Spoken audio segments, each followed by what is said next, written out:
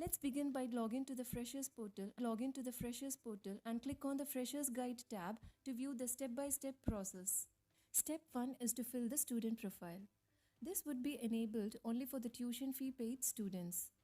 Select the student profile section and enter the required information stage by stage as instructed. Ensure that all details are accurate before proceeding to the next stage, as you will not be able to edit the information or return to a previous stage once it has been submitted.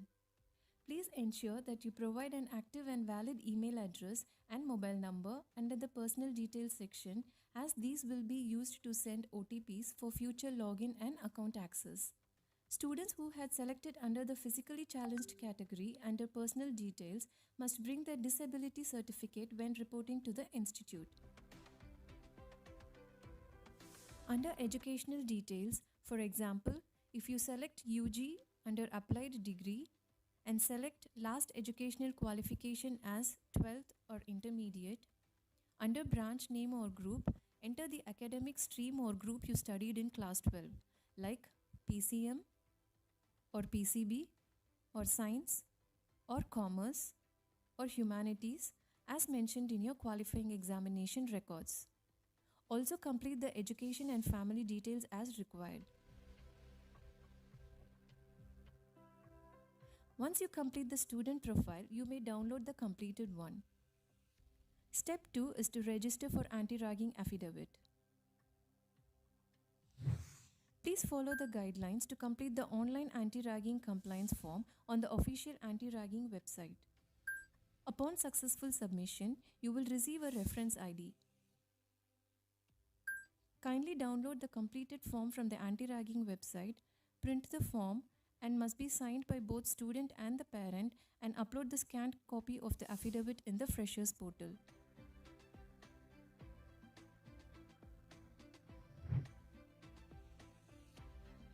Step 3 is the Freshers login. To generate your VTOP credentials, please enter the mobile number entered under the student profile personal details. VTOP would be the platform for the students throughout the year for all the VIT related informations and communication.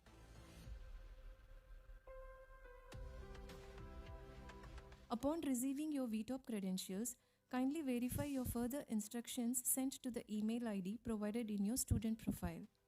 Step 4 is to access VTOP using newly generated credentials. To get the Gmail credentials, log into the VTOP portal and click Services, then Credential menu. For the Freshers Certificate upload, click on the Admissions and select Freshers Certificate Upload. Before proceeding to upload the documents, kindly make the list of documents ready by scanning each document in color at a minimum resolution of 200 to 300 dpi to ensure clarity and readability. Verify that all text, photographs, signatures, seals, and stamps are clearly visible in the scanned copy.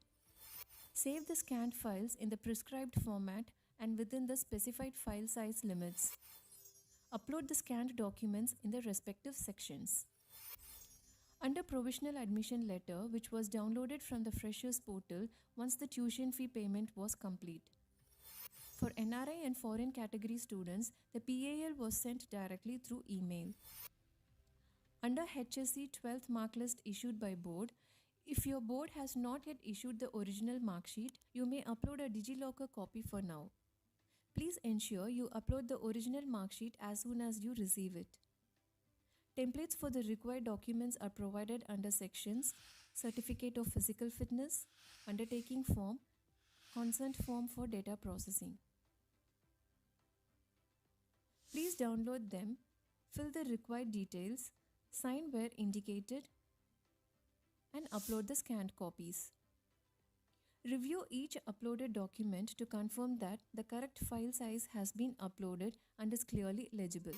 Students must upload the required documents within the stipulated deadline. The upload portal will remain active until the closing date to facilitate any necessary resubmissions.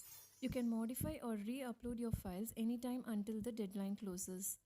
Please note The following mentioned original documents are brought on the day of reporting to the campus to facilitate the onboarding formalities without any delay.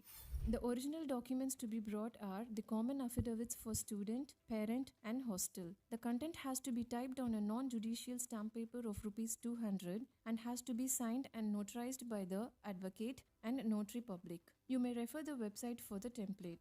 Self attested by the student on the photocopy of marksheet and transfer certificate. Copy of application form and provisional admission letter. Once again, welcome to the VIT family. We look forward to seeing you on campus and wish you a successful, rewarding, and memorable journey ahead.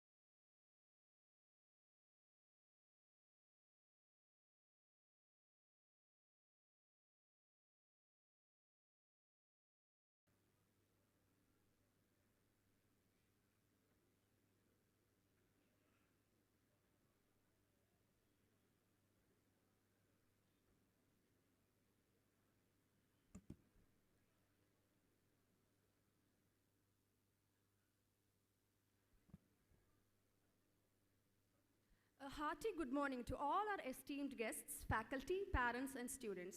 We extend a warm welcome to all as we come together to celebrate the beginning of an exciting new chapter. Here's to the journey of learning, growth, friendship, and unforgettable moments. Cheers to the new beginnings. As we begin this new chapter, let us seek the divine blessings through an invocation song. May I request everyone to raise, please?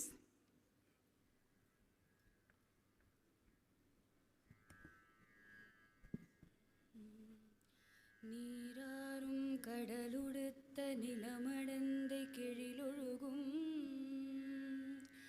சீராறும் வதனமென திகழ்பரத கண்டமிதில்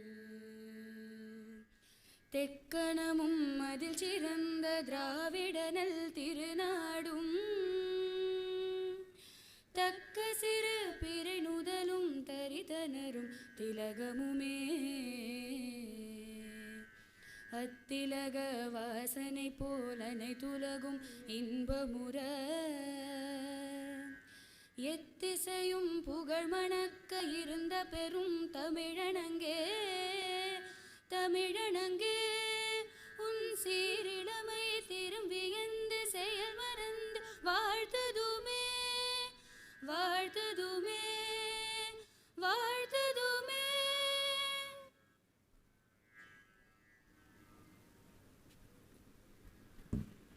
Thank you all.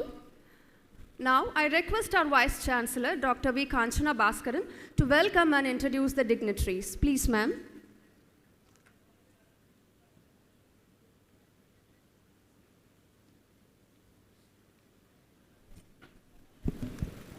Honorable Chancellor, sir, respected core group members, the guest of the day, the two guests who have come here for this inauguration, Professor Sri Shlok Kumar IPS alumnus B.Tech 2010 batch, who is the Senior Superintendent of Police. He is presently stationed in Madura, UP. And Ms. MP Lima, Associate Director, EY GDS Global Delivery Services. And all the deans and the directors on the dais, off the dais, and the faculty members, and the parents and the students who are joining the prestigious institution for your B.Tech program of various branches, right from ECE, Electronics and Communication, Electrical and Electronics, Mechanical Engineering, Health Sciences, Civil Engineering, Chemical and Biotech. It's a great occasion, and I am privileged to introduce our Chancellor and the core group members. We have our ideal person who is actually the light of the university, who founded, Dr. G. Viswanathan, the Chancellor. And we have Dr. Shankar Viswanathan, the Vice President, Dr. Shekhar Viswanathan, the Vice President, and Dr. Sandhya Pentareddy, Executive Director, Dr. Kadambari S. Viswanathan, Assistant Vice President, and our Trustee Madam, Dr. Mrs. Ramani, and all the deans and directors here, the Pro Vice Chancellor who has joined here, Dr. Parthasarathi Malik. Have a great day. This is the day when you are joining, and these departments, actually right from ECE and all these departments, we are actually having the induction program here. And as all of you know, this is the day of multidisciplinary learning. We cannot just have only unique programs studied, and using that we cannot have our profession based upon that. So we have got to know what are the things what we have, whether it is robotics, AI, IoT, energy, automation, smart manufacturing, and smart buildings. All these require a very collective input in terms of learning. You are here to learn, and you are here to practice also. Accordingly, we have our curriculum and all set. You are joining for your individual branches, but that doesn't mean that you are going to be studying only that. You are going to be having facility for doing minor in any other program what you would want to have, and you can do honors in your own discipline, and you can do a second major also. For example, if you are in EEE, you can go for doing a major, double major, another major in mechanical engineering or computer science and engineering or information technology. These sort of facilities we give you. And you have another feature also, unlike any other institution, 40 credits we have got for open electives, and in which we have got multi, trans and interdisciplinary baskets put, and they are different concentration courses offered by various other departments also, for which you can go for registering. Therefore, the students under FFCS, what we have here is a fully flexible credit system, in which you can go for registering for courses based on your interest, how much you want to do for a particular semester, how many credits, and what sort of subjects you would want to have. When you want to have lean number of credits so that you would concentrate on any project and all, then you can go for reducing your credit. All these sort of facilities you have at VIT. And to enable all this, we have the schools and the centers open to all of you. All the faculty members are there for you to work with, and all the centers you can go for working with, and all the research and learning. And you read, all of you read books, do great projects, do create patents, work for research and publications along with the faculty, and you will be able to work even with the PG students and the PhD scholars also. And through your 4 years of education, you will be coming across 5 major projects which are credited, and that is a great chance for you to create a great digital footprint also. And hereafter, any VITN should not be going for applying for a job.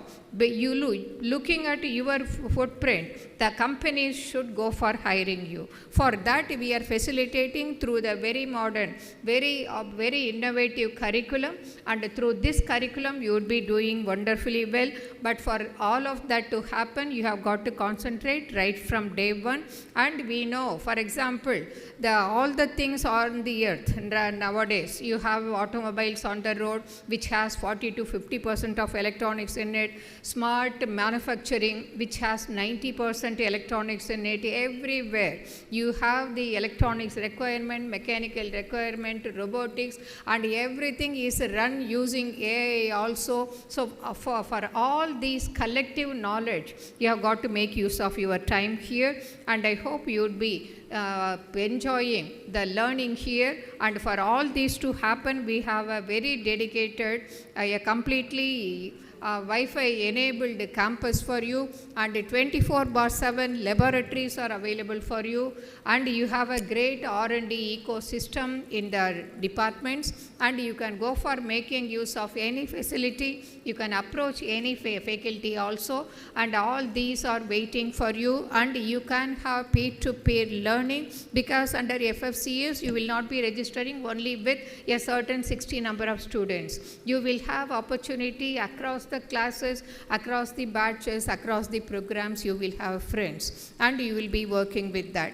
And you go for identifying any faculty of any school or center, and you can do even internship also. And for all these to happen, I request the parents right from day one to identify what sort of facilities VIT gives your ward, and please encourage the wards to see that how he is actually performing. You have a login in the our digital portal itself. You will be able to see how your student, how your ward is performing, and what sort of attendance he has got, and what sort of marks he is getting continuously in the continuous assessment and FAT, all these. And for all these to be monitored, we have a proctor also to today you would be meeting, today and tomorrow you would all be meeting the proctor of your student also. He will be or she will be mentoring your ward till the program is completed. Identify the proctor, get the phone number, and you will have the proctor, the faculty and the student. If all of us work together, our departments, our faculty, VAT is waiting for serving you, and you will be able to be a great citizen and you will be able to contribute so well, and we expect each of you. Already VAT is a very nationally and internationally a very highly ranked institution, and in QS ranking we are in 597, and we are those who are joining in ECE, EEE, mechanical and all, you can note down, we are in the top 100 for the electrical, electronics related programs, and for mechanical we are in the top 150. Such is the sort of programs where you are joining in. Already the academic atmosphere, research atmosphere is also doing so well, and you have got to really make use of it. So I request the parents and their wards to really focus on this and have a great time at VAT, and wish you all a very great learning. Thank you.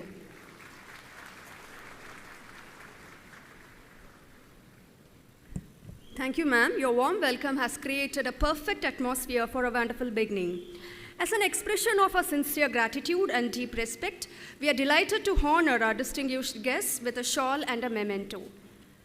May I request our Honorable Chancellor, Dr. G. Vishwanathan, to kindly do the honors to Sri Shlok Kumar IPS, Senior Superintendent of Police, a proud alumnus of B.Tech 2010 VIT. Electronics and Instrumentation Batch.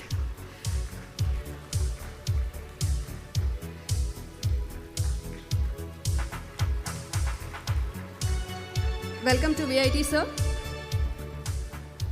Next, I now request our respected trustee, Mrs. Ramani Balasundram Madam, and our Assistant Vice President, Ms. Kadambari S. Vishwanathan, to honor Ms. M.P. Lima, Associate Director, Ernst & Engg Global Delivery Services.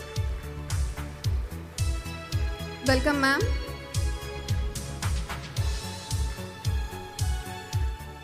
I now request our Vice President, Dr. Shankar Vishwanathan, to honor Mr. Suhas Tejas Kanda, Founder and CEO, Flying Wedge Defense and Aerospace. Again, another proud alumnus of VIT. Welcome, sir.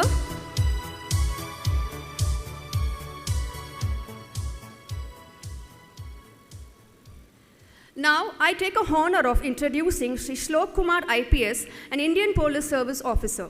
He is currently serving as Senior Superintendent of Police, Mathura. Known for his simplicity, disciplined work ethic, commitment to crime control, and dedication to public service, he has established a distinguished reputation to the police department. Sri Shlok Kumar is a proud alumnus of VIT who earned B.Tech degree in Electronics and Instrumentation in 2010. In recognition of his outstanding services, he has been awarded DGP Commendation Disc Silver and later the prestigious DGP Commendation Disc Gold by the Director General of Police, Uttar Pradesh. Dear freshmen, parents and faculty, please join me in welcoming Sri Shlok Kumar as I hand over the floor to him.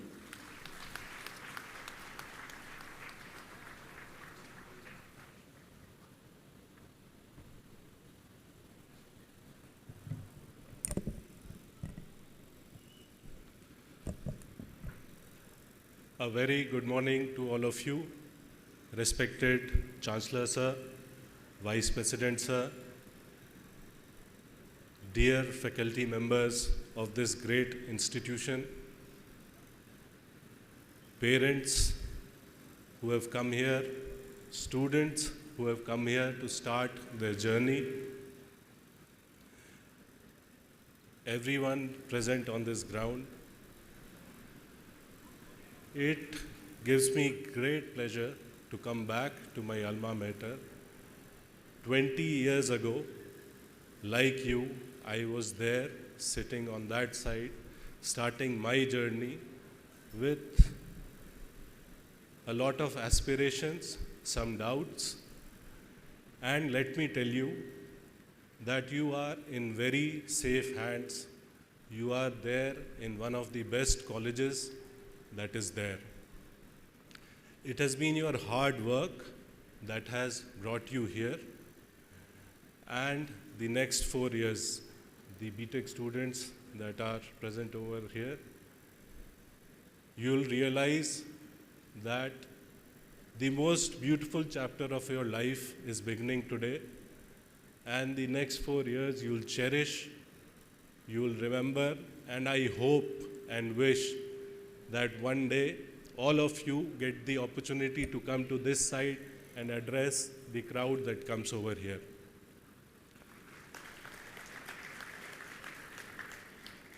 I'll narrate my journey.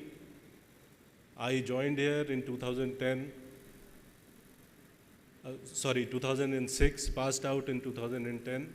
I was inducted into electronics and instrumentation. The faculty, the infrastructure, the facilities available in this college help you grow and compete with any other individual who has been selected in any other college. The 4 years went by, and the atmosphere that you get over here, you get an opportunity to explore your strengths. During the 4 years, I delved into robotics, and I was able to do quite in it. And I decided that I'll go for M.Tech. And I started preparing for GRE. And as I told you, the kind of atmosphere that you get over here, the sense of security that you will be placed when you complete your 4 years of college, is an immense backing which lets you pursue your wishes, your dreams. So by the end of 4th year, I decided that I would write GRE and go for masters outside. And some of my friends here were preparing with me, and with the support of the teachers over here, my friends who were present, I was able to clear GRE with some good marks. It used to be 1600 back then. It has changed now. So out of 1600, I think I got 800 out of 800 in maths and 710 out of 800 in English. And that was possible only because of the atmosphere and the environment that I was given over here. After that, the placement season began, and I'm grateful to this very college that Indian Oil, a premier PSU, it selected VIT as one of its campus placement centers, and I was lucky enough to get through. And it was the first time that Indian Oil was visiting colleges for placement. And the very fact that it chose VIT tells you a lot about this institution. I was selected for placement in Indian Oil. 5 of us got selected, and the plan of going outside for masters was dropped because I had to join the company. And then my childhood dream caught up with me, as everyone thinks and plans that we join the civil services and work for the nation. And when in Indian Oil, it gave me the opportunity to prepare for the examinations. And after 4 years of tenure with Indian Oil, in 2014, I got into the civil services and joined as IPS in the Uttar Pradesh cadre. So what I want to tell you is that this is what this institution has to offer you. If you are willing, you have the best platform that is available, you have the best teachers that are available, you have the best mentors that are available, and the best facilities that are available. Now it is up to you how you write your own script. The next 4 years will decide what and where you will go. What will you do, where you will go.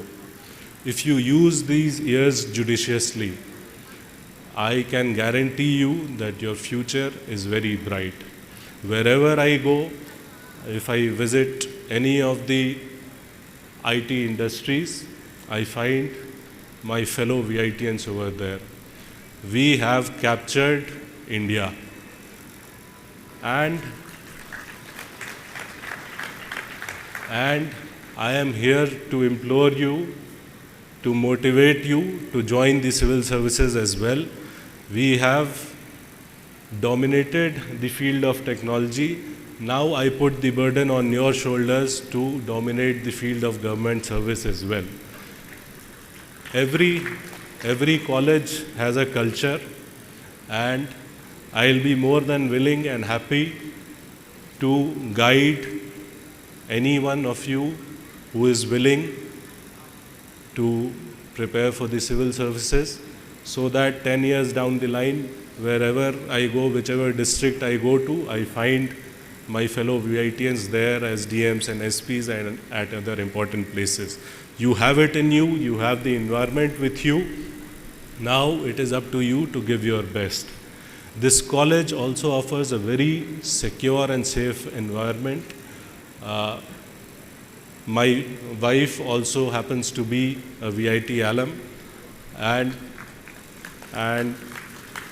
the time that we spent over here, it is one of the safest places. You might crib at some of the rules and restrictions that are imposed, but let me tell you, that is only for your welfare and your benefit. The only thing that this college demands back from you is your discipline and dedication. And I'm sure that you all are ready to give this to the college. I wish all of you a very bright and happy future at this college, and I wish all of you that you reach the goals that you have decided in your mind. And let me tell you, there is no shortcut to success. You have to toil, you have to work hard, and the harder you try, the luckier you will become. On this auspicious day that you start your journey, I wish you, your family, all the very best, and I hope that you will do wonders and make a great name for yourself, your family, and this great place called VIT. Thank you very much.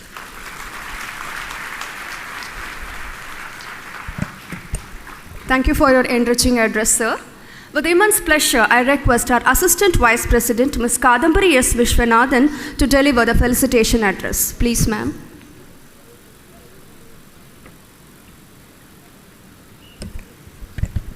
Beloved Chancellor, respected dignitaries on the dais, the class of 2026, the parents, faculty colleagues, a warm welcome to all of you. I take this opportunity to first congratulate all the parents. Can you please give a big round of applause to yourselves? 18-20 years of work, all the struggles that you have gone through, all the immense financial pressures that you have gone through, shuttling the students between different classes, engaging them, and bringing them up in such a very volatile world. It is a momentous milestone in all of your lives. I'd like to congratulate you and appreciate all the efforts. VIT always acknowledges the importance of parents, and we consider them one of the cornerstones of our success story. I know that you've been through a lot of turmoil and gotten here, and it must be a very, you must be in a very nostalgic and a very melancholic mode now that you are going to leave your students here, but you are leaving them in very safe hands. We have a 4-decade legacy of having students in the campus. In fact, one of our alumni, I just came to know, I also passed out in 2010. I didn't know him then, so it's good to know him now. So we have had 4 decades of students coming and studying in this campus, so they're in very safe hands. I just have one small bit of advice to you. These students now are most of them being single child just like me, but have been grown in a very safe environment. None of their requests have been neglected. Everything is very properly at the proper time. Exact things have been given to them. But now they are going to face the test of real world. They will have to struggle a bit. So I request that you don't step into their shoes every time and let them grow independently. A little bit of struggle helps them grow a long way. You will not be with them at all times, and this is a very good testing ground for them to explore and enjoy their life on their own. And also, please be very mindful of what the things that are being shared here. There is a lot of parental involvement, like our Vice Chancellor already mentioned, the VTOP, you also have the VTOP access. We request you to kindly monitor the progress of the student and also be in touch with the proctor regularly. This helps you to understand how the student is progressing. It doesn't mean you have to completely detach yourself from what he is doing, but he or she is doing. So please monitor them and please be in touch with the proctors. This is a request that all of us from VIT management, we always keep to the parents. Please be in touch with the proctors. They will be your single point of contact. It's a large institution. It can be overwhelming to find the right person. That's why we've identified the proctor for your sake. So please be in touch with them. And to the students, I have 2 or 3 main things to talk to you about. The first priority for you should always be your health. Be it your physical health or your mental health. With college days, it also comes with the peer pressure of you wanting to indulge in things that you're not supposed to be doing. These habits sometimes get cultivated at college and happens to be a lifetime habit, and then you are in your 40s trying to see how you can get rid of it. The best way to get rid of it is now. So any idea or any peer pressure that you get to indulge in any habit, please forego it. Please say a very clear no. When you have a very clear no in your mind, it is not going to become a lifelong problem. That is the first thing. And of course, the second is your mental health and well-being. I always take all platforms in schools and colleges to bring awareness about digital well-being. You know, there is a constant buzz in your group chat, in your Instagram. There is a post saying that your friend did this or somebody achieved much more than what you aimed for. So all these are constantly buzzing in your small device, and having to be compared and validated all the time brings in a lot of social pressure. So please keep your digital activity to a bare minimum, or in a way that you have the technology under your control. Please don't let it become the dictatum of your life or how you want to lead your life. Others' lives and validation will not take you anywhere. Only when you are self-aware and you have self-goals and you self-reflect upon yourselves can you achieve and attain something big. The second thing I want to say is immerse and imbibe the culture of VIT. You're going to be in a truly multicultural environment. How many of you are first time to hostels? How many of you are leaving your parents for the first time? Oh, that's nice. A vast majority as usual.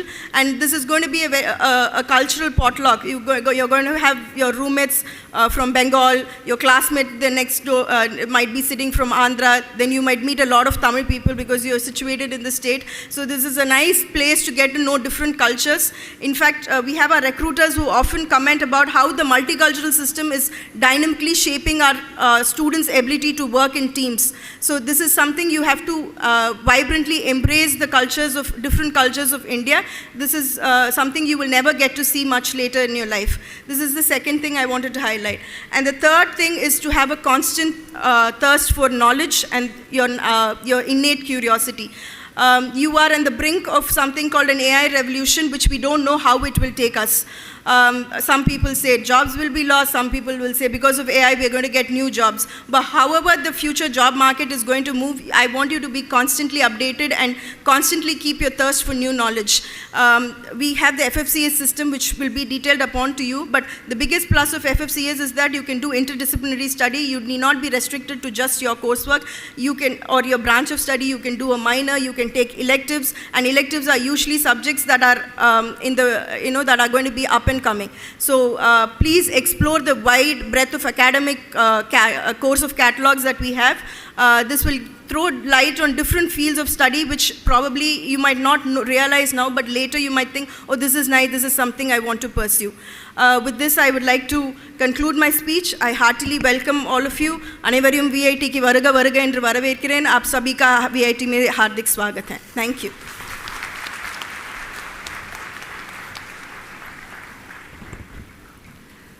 Your talk reflects the sense of care you have for our students' community. It clearly states that university life is more than labs and classes. Thank you, ma'am. I'm so delighted to introduce Ms. Lima MP, Ernst & Engg, GDS Campus Head. She has over 20 years of experience and has been associated with EY for more than a decade. She is specialized in building strategic talent pipelines and transforming campus programs into global assets. Ms. Lima has successfully driven campus hiring across India, implemented AI and automation tools to reduce manual effort. Please join me in welcoming Ms. Lima as she steps up to the mic.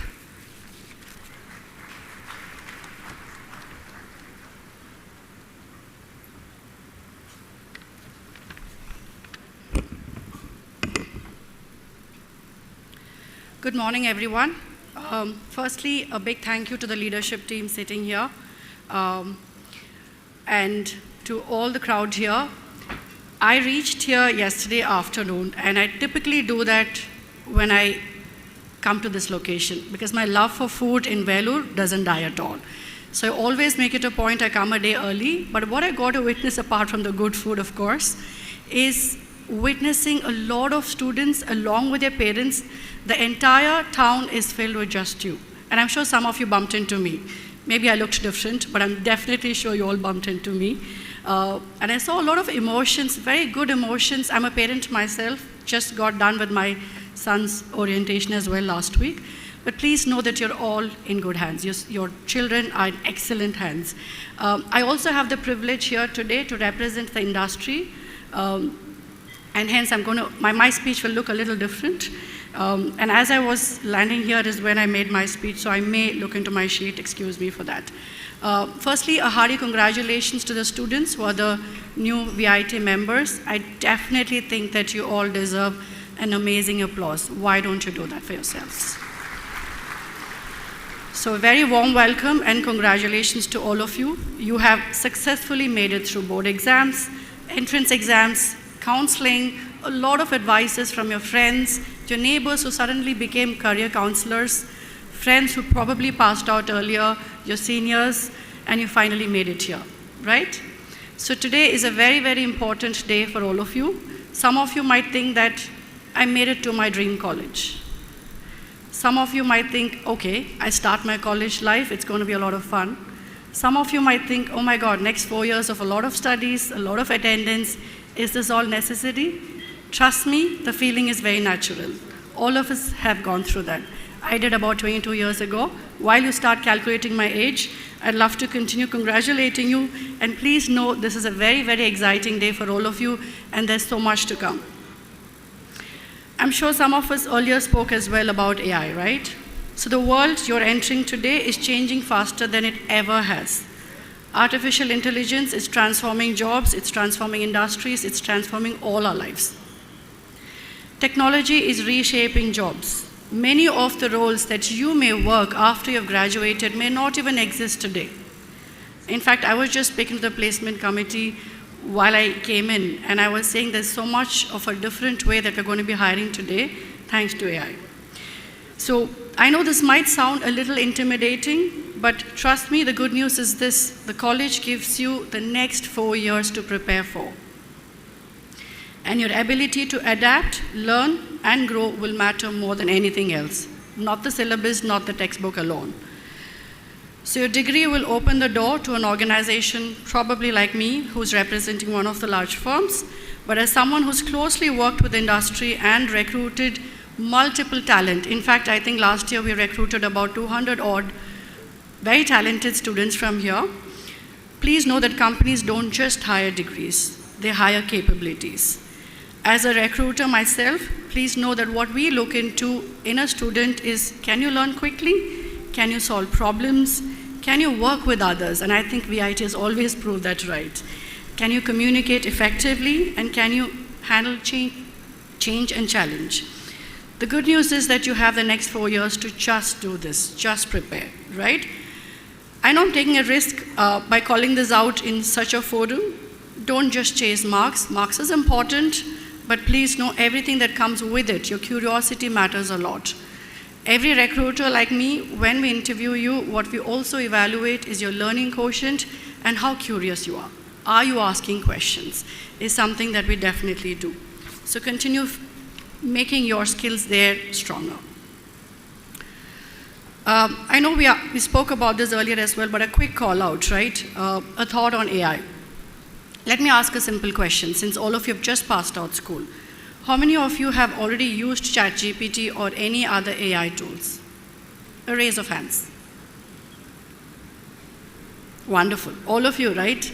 Just a thought here. A lot of us think that a ChatGPT or any AI tool is just a replacement for Google. What we use it for is just to ask questions. You get an answer, right? Most of you do that? That's okay to say yes. I do that as well at times.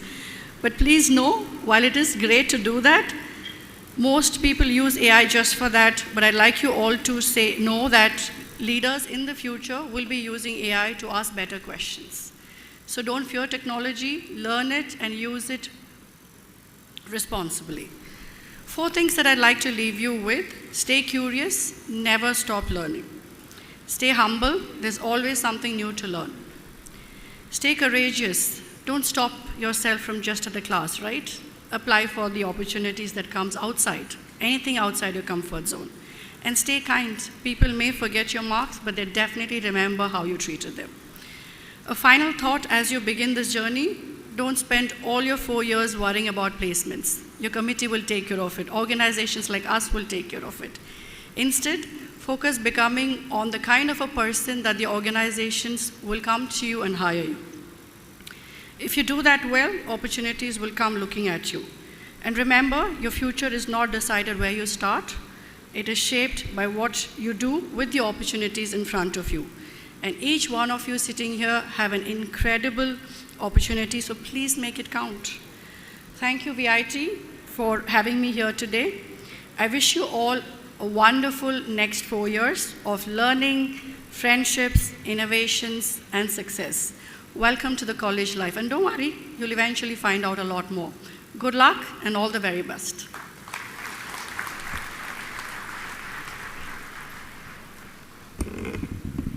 Thank you for your insightful and meaningful address, ma'am.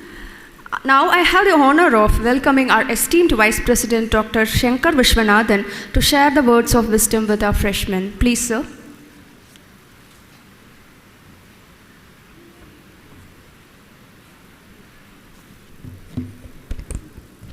Good morning, students. Good morning.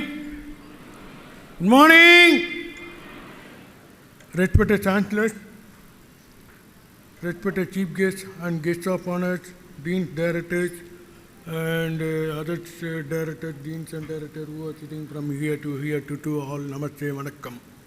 I cannot read name and everyone. Welcome to VIT World. Thank you for VIT shoes. Today everybody happy. I got admission VIT, and am I correct? And after 4 years, oh my God, I'm out of VIT, and I know next 4 years you are journeying. You are meet to mathematics, you are meet to your friends, you are meet to every expensive. It's not easy, not next 4 years. Many people are very happy. Now I'm happy to see your face. After 4 years, oh my God, I got here out of VIT. And be careful next 4 years, when you enter the education life, you are moving to next stage life. See, up to year 12, you are living with your parent. Now you are living without parent, you are going to hostel, that is mini jail.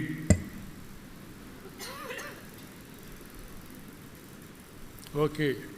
Usually, here VIT always dominated by ladies, that is B.Tech Biotechnology, B.Tech Bioinformatics, and MSc 5 years Biotechnology, and 2 years MSc Biotechnology. And Indian government is trying for 33% reservation. Here we are already beat 60%. Clap please.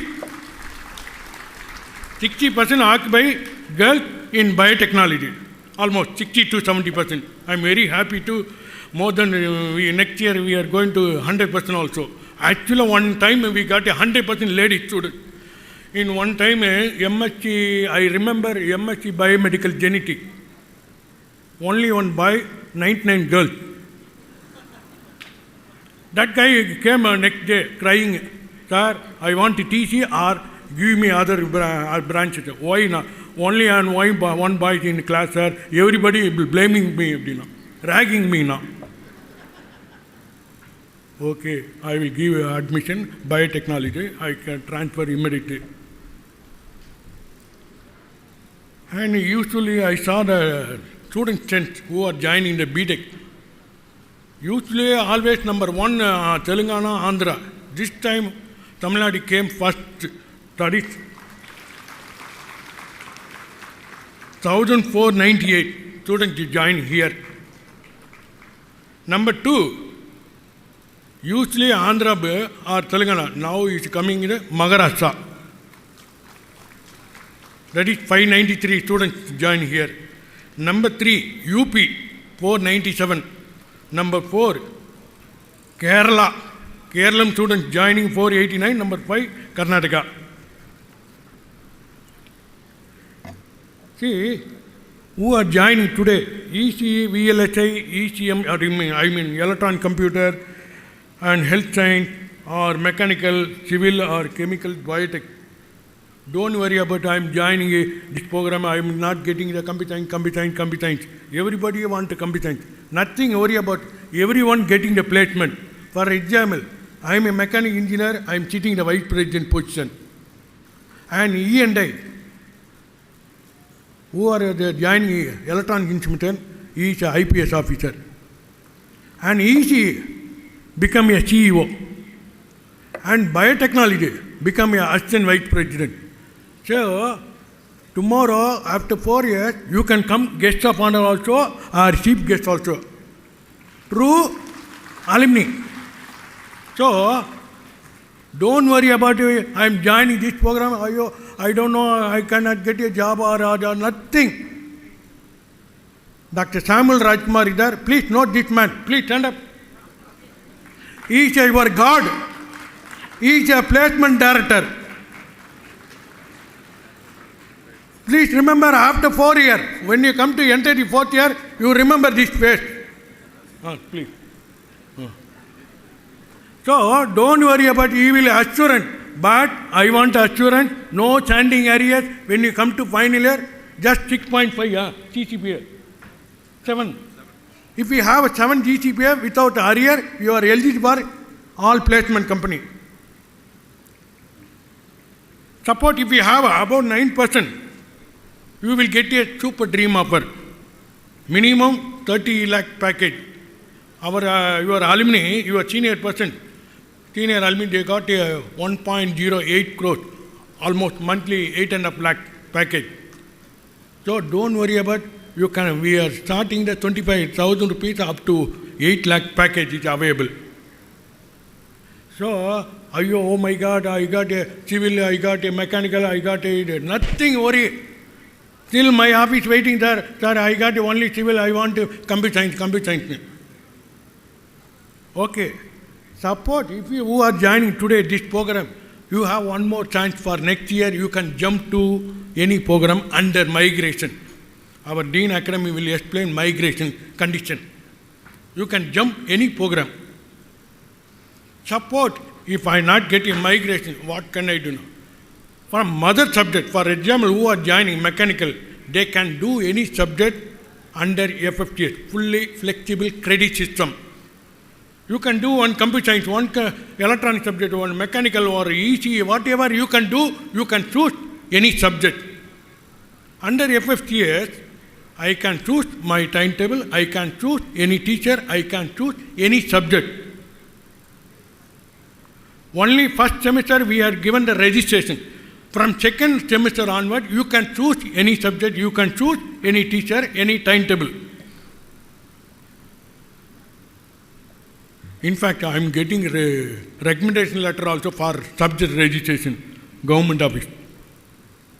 So, very demand for registration. So, don't worry about any program you are joining, you can get a job also, you can study, already VC madam told, major, minor also available.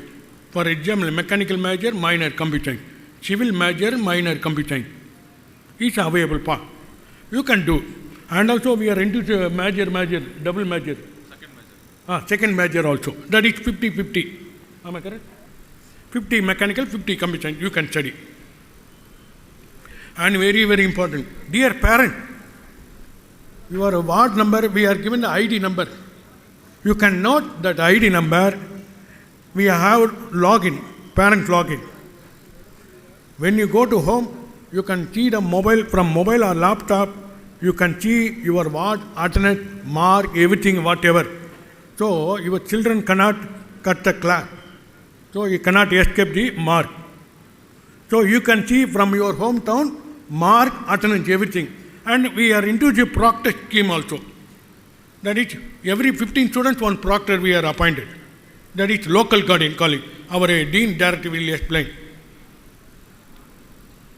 And dear students, make sure you maintain minimum 75% of the attendance. If you not come to 75%, you are not allowed to appear in the exam. Very, very important. Only remain 25%. That is 21 working day. You can enjoy holiday, tour, whatever. Only 21 working days, including medical holidays also. So be careful. And malpractice. If you have any paper in hand or writing or mobile in pocket in a cell phone, you are getting the zero. Not in that subject, entire semester subject. So be careful. Our control of our exam will explain rules and regulations. Okay. So next 4 years you are journeying happy life. Okay. That is duty. One more. Finally, I will tell the one word. Duty, dignity, discipline. Kadamai kanniyam kattabadu. If you follow this word, you will get a bright life, all good life. Thank you very much. All the best. God bless you.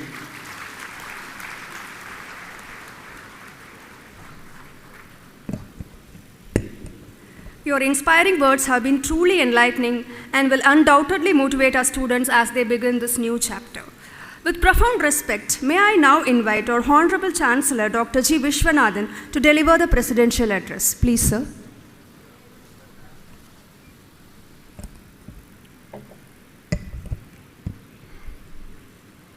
Vice President Dr. Shankar Vishwanathan, the Vice Chancellor Dr. Kanchana Bhaskaran, Pro Vice Chancellor Dr. Parsadi Malik, our keynote address speaker today, Mr. Slow Kumar IPS, Senior Superintendent of Police, Uttar Pradesh, another guest, Mrs. Leena from E&I Global Delivery Services,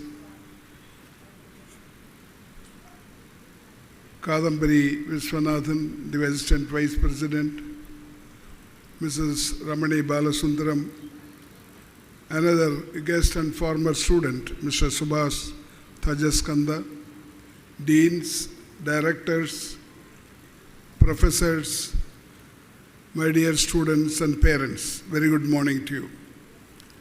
I am happy that you have joined the VIT. In fact, I call VIT more a family than a university. Once you join here, you become a member of the VIT family. You are going to be here for the next 4 years. And you know how our people make a progress after these 4 years. In fact, last 1 week, I met them in 3 cities of US. New York, New Jersey chapter, Houston chapter, and Dallas chapter. Our students, of course, they are more in number in some of the places. Around 12,000 students, all students are staying, working in the USA now. I am telling you this to tell you, to inform you, that it is not just 4 years. Even after leaving the institution, you will be part of VIT. In fact, whenever I go out of the country, my first duty is to meet our old students, find out how they are working, how they are living, etc. Shankar spoke about the number of students, number of girls, etc. You know, I want all the VITians to be leaders. Wherever you are, whether you are in service like Mr. Ashok Kumar or Tejas Kanda, industrialist like Tejas Kanda, or you are in private service, you are in business, wherever you are, I want you to be a model citizen so that this country makes progress and VIT has to contribute. I always say, when India leads the world, VIT should lead India. Even if it takes a long time for India to lead the world, we cannot wait for that. We have to take a lead. And you know, as a country, we are lagging behind in higher education. The gross enrollment ratio, what is called GER, is only 28% in our country, average. Whereas in all the developed countries, it is 60% to 100%. Not only 28%, if you take the number of graduates in the country, it is only 13%, 1-3. And no doubt the number of girls are increasing, as Shankar pointed out, but the overall strength has to go up. In VIT, it is about 30% of girls who are admitted this year or studying this year. It is not enough. They should also be equal to boys. They should be 50%. I would like to thank all the parents for choosing VIT to be for admission, because but for parents, higher education will not be there in this country. Even though we talk about taking the GER to 50% in the new education policy, governments are not changing. They are not spending much on education. They spend on various items, but not on education. So it is a priority for parents, not for governments. And that's why I always feel that if you want to worship somebody, you need not go to temples, mountains, forests. It is there at home. Your parents are to be worshipped. They are the gods and goddesses, because but for them, there is no future for individuals. And I want this opportunity to be utilized properly.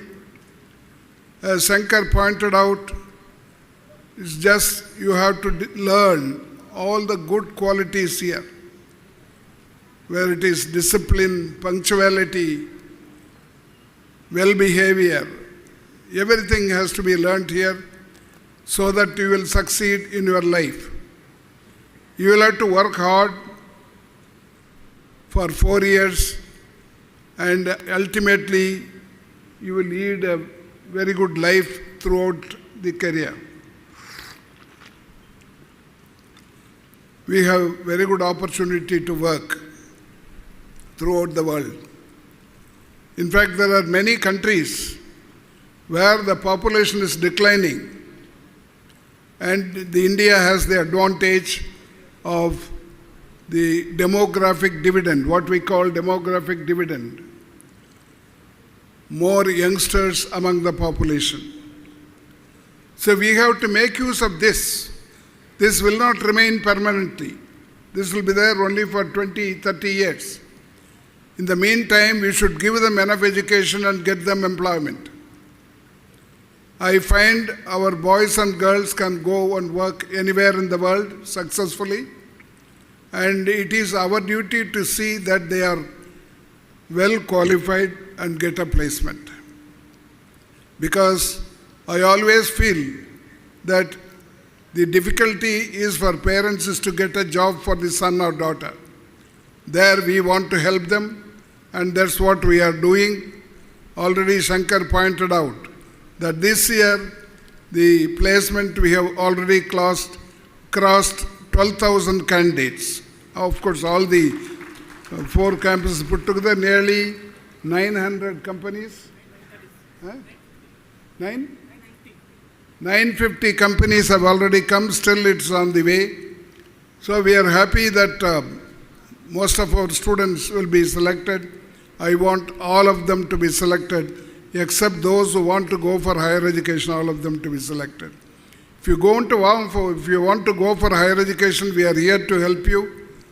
We have connections throughout the world. In fact, I would like to inform you happily that on 1st July of this month, we have signed an MOU with the Ivy League University, Columbia University of US, India's first university to sign an agreement with them, MOU with them. In fact, the Consul General of India in New York was also present, and he was so happy that the first Indian university has come and joined the Ivy League University. So we have ample opportunity to go and work, go and study. Both are available. Only thing is, you should be prepared. You should devote your entire time on, except the playing, etc. The rest of the time, you should devote on education. And Shankar talked about attendance. In fact, I expect 100% attendance. See, I am a villager. I was born in a small village in an agricultural family, and I went to Loyola College. I was there for 4 years, 1957-59 BA, 1959-61 MA. These 4 years, I had 100% attendance. I want you to do that. Unless it is absolutely necessary, don't take vacation. It's not only just for attendance. It gives you a discipline in life. And you learn so much when you are there in the class. And this is, when you join VIT, you become a citizen of the world, because students from all the states of India and union territories are here, and also students from 75 countries are studying here. You become a citizen of the world, and you can get friends from all over the world, anywhere you like. And I thank again, congratulate the parents for having taken you to VIT, and our students will be taken care of by our very good teachers. We have a band of committed, efficient teachers, and each student will have a proctor. I don't know how many of you must have gone through it. About 20-25 students will be under a professor called proctor. He will be your local guardian, local parent. The parent should be in touch with him. Whatever happens, he will inform them, and it will be a good thing if the proctor is in touch with not only the student but also the parent. These are the things we want to do, because you come all the way from thousands of kilometers away from the parents, and we want to take care of you. You will take care of your health, your food, your education, and ultimately your placement. That's VIT, and I would like to thank all of you here. Welcome to the VIT family. Thank you very much.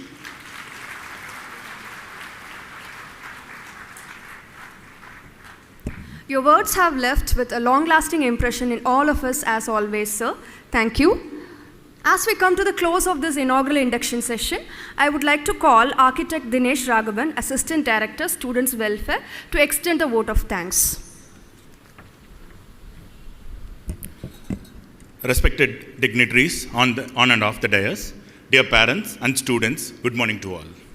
We sincerely thank our Honorable Chancellor, Vice Presidents, Executive Director and Assistant Vice President for their constant support and guidance in completing the admission process. We express our heartfelt gratitude to our distinguished guest, Sri Sulokkumar IPS, Senior Superintendent of Police, Mathura, UP, Mr. Suhas Tejas Kanda, Founder and CEO, Flying Edge Defense and Aerospace, Ms. MP Lima, Associate Director, EYGDS, for graciously accepting our invitation and honoring this occasion with their extreme presence. Their inspiring words, valuable insights, and encouragement have made this event truly meaningful and memorable. We express our sincere gratitude to the Vice Chancellor, Pro-Vice Chancellor, Registrar, and Deans and Directors of their outstanding support. We acknowledge the unconditional support from the STC team, Outreach, PRO Office, CTS team, Hostel team, CDS team, CDC team, Finance team, Estate team, Event Management team, Security team, IR Office, Alumni Office, and the Office of Students' Welfare. I thank Dr. S. Sasikumar, Director, UG Admissions, for guiding us throughout the admission process. I also express my heartfelt appreciation to all the staff members of the UG Admission Office for their dedication and tireless effort in the successful completion of the admission process. To the parents present here, thank you for entrusting VIT with your child's higher education. Wishing everyone a wonderful day ahead. Thank you.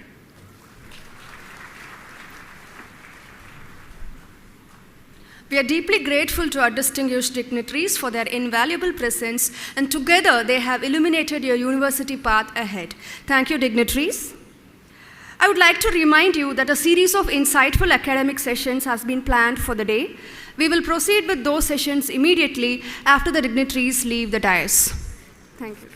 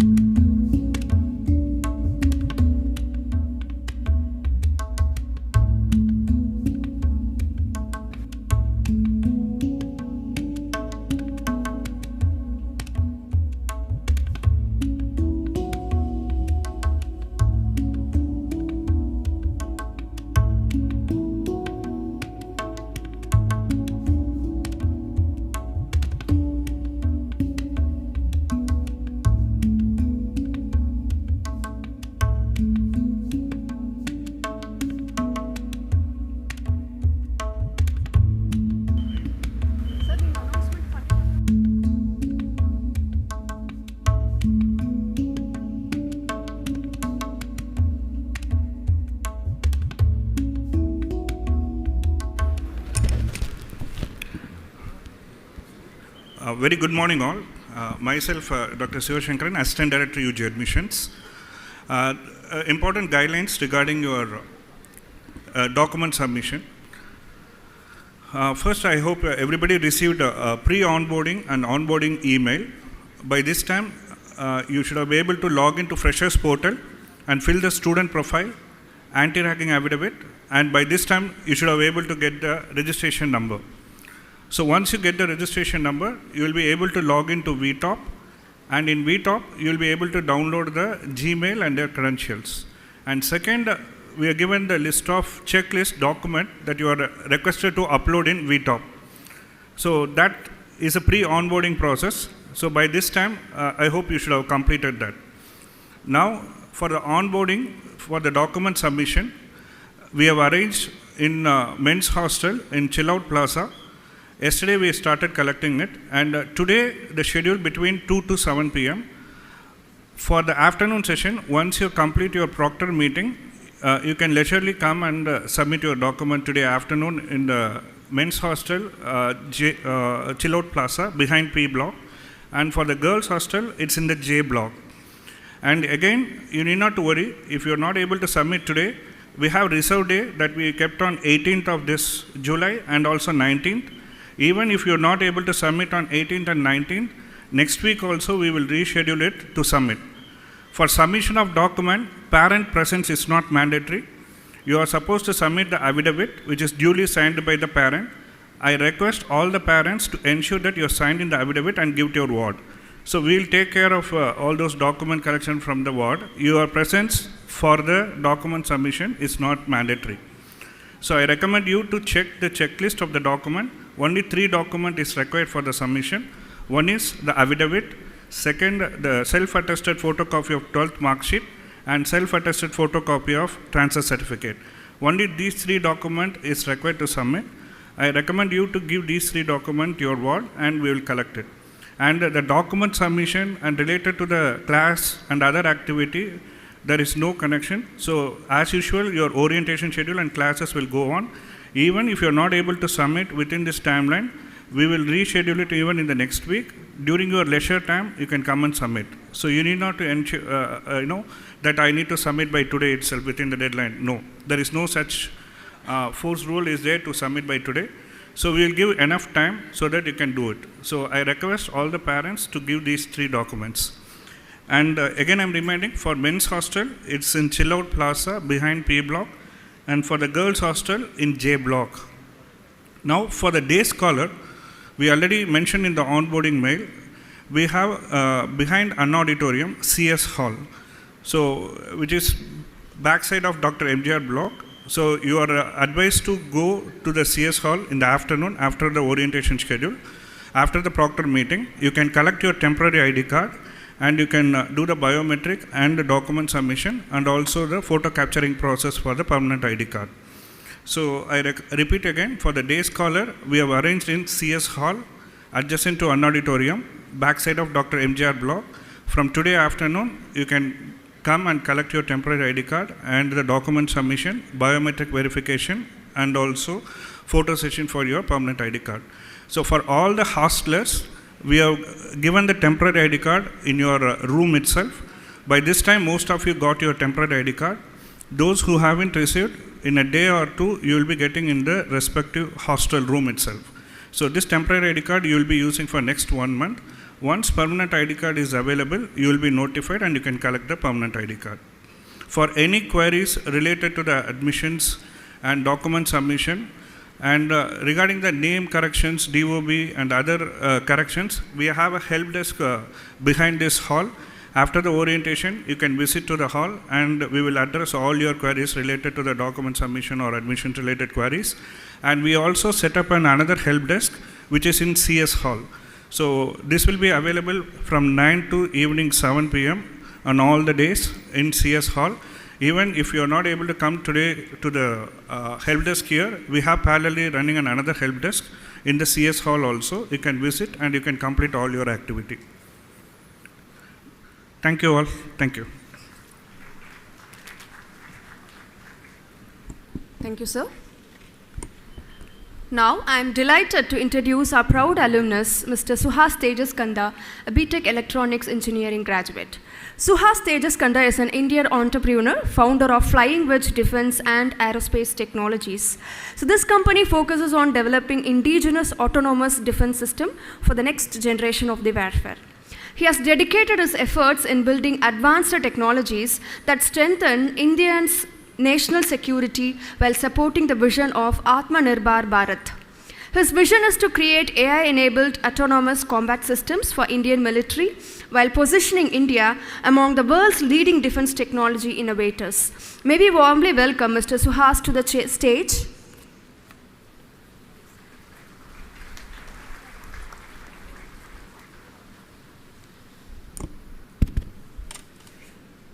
Good morning, ladies and gentlemen. Good morning, professors who taught us. I'm a 2017 pass out from VIT Velo, School of Electronics and Communication.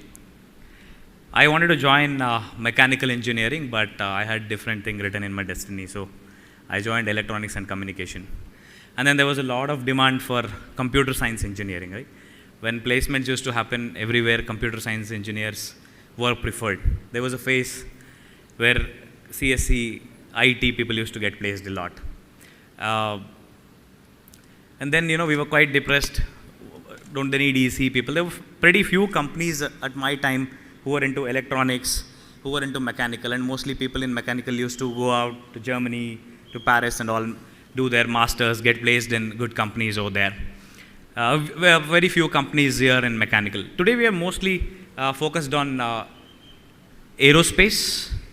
I just heard from Vice Chancellor ma'am that there is this business incubator here that they provide 3 to 4 credits as well, and they have a plan to make it to 20 credits, right? And so here people talked about placements.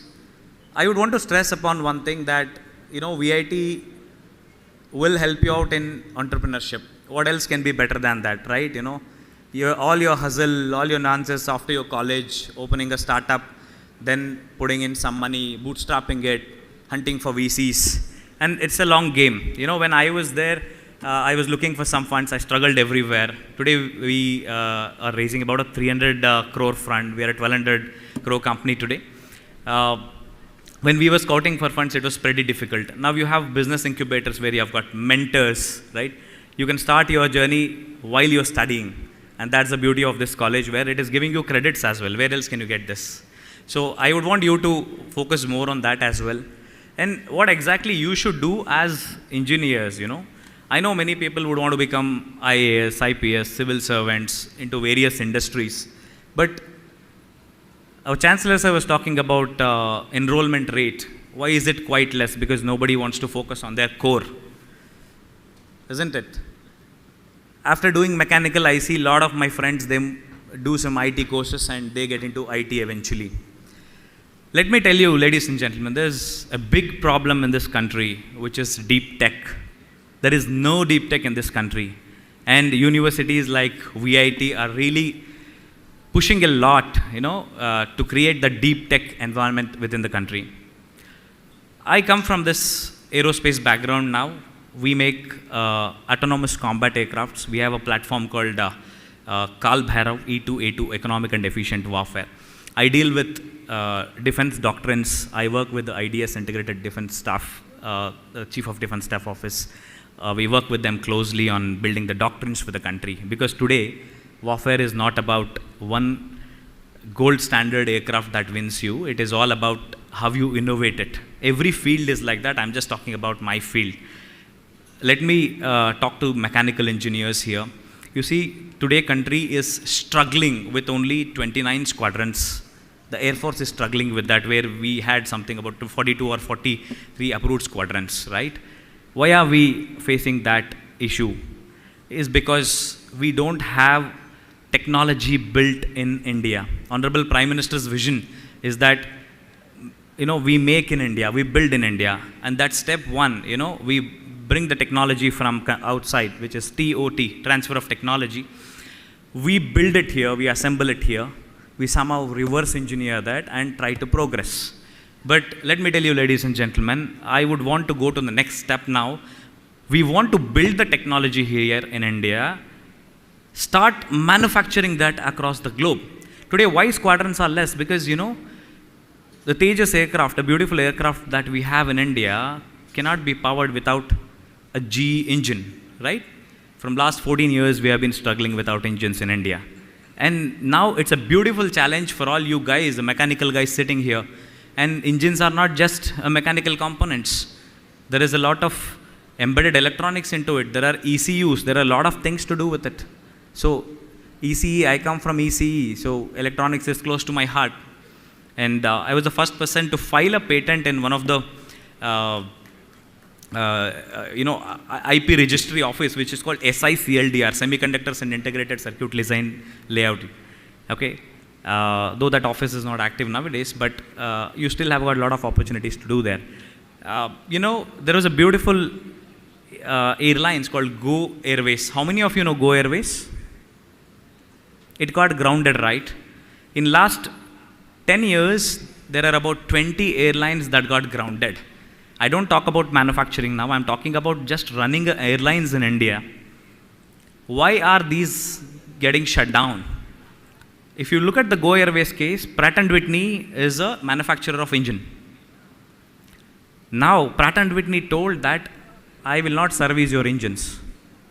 We are in such a pathetic state in the country where manufacturing engines is a different case. We are not even able to maintain it. We call it MRO, right? Maintenance, repair and overhaul. They went to Supreme Court, fought a case. They have gone to arbitration. They won the case there. But Pratt & Whitney just told, I am not going to do. A complete profitable airlines got shut down because the DGCA by default will not allow anything that is not safe for flying. And just imagine what state we are in the country. Isn't it? Isn't it a beautiful challenge for all of you sitting here to come up with the technologies, develop it, right? Similar is the case, I talked about Tejas.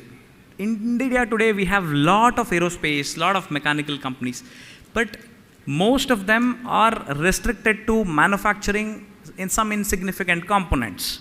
For example, door hinges, latches, good, they are good to start. But somewhere we need technology. We need that to be built here.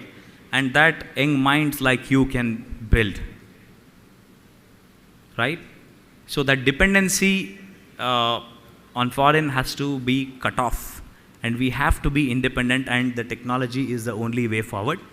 For that, VIT is one beautiful place where you have fantastic laboratories available, fantastic faculty available, lot of experience, lot of knowledge you can gain from there, and a lot of values in this organization. You are in a safe hands here, and I think make use of it, and let's build this country together.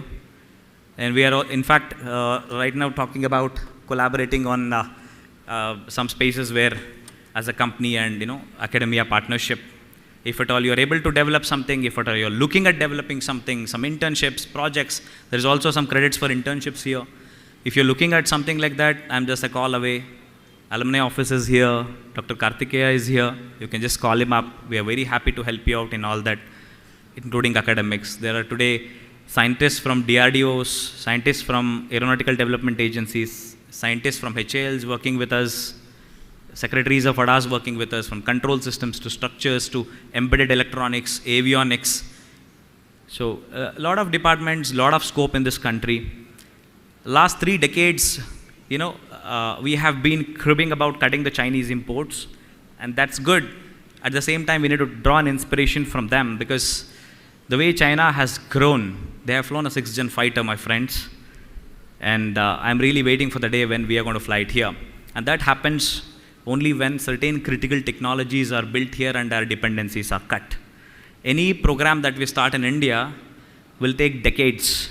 Now, the times have changed. Programs are going to be, planned in months and executed in weeks.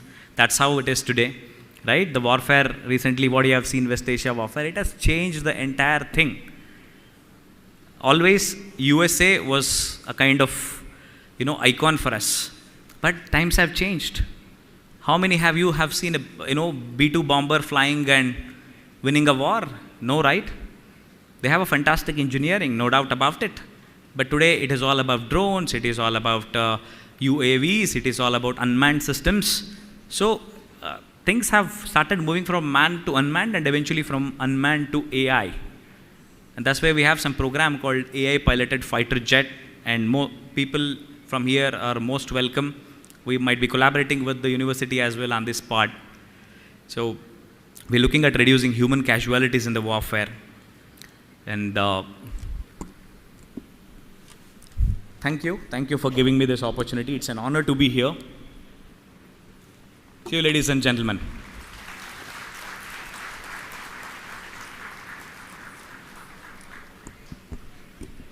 Thank you for your thought-provoking technical session, sir. Dear freshmen, I would now like to introduce the academic leaders of your schools and department. Students who have taken B.Tech Electronics and Communication Engineering, B.Tech Electronics and Computer Engineering, B.Tech Electronics Engineering in VLSI. You belong to the School of Electronics Engineering in short sense.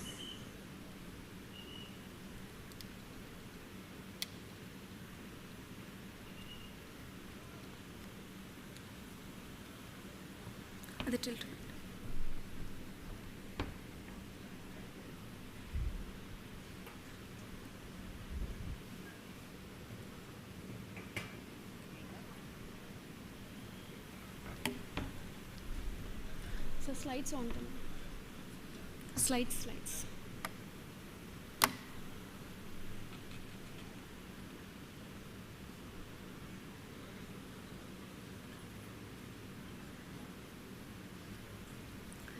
So, you belong to the School of Electronics Engineering. In short, it is called as SENS.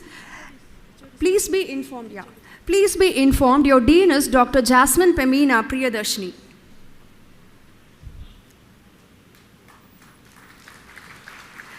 Your Associate Dean is Dr. Shaktivel R.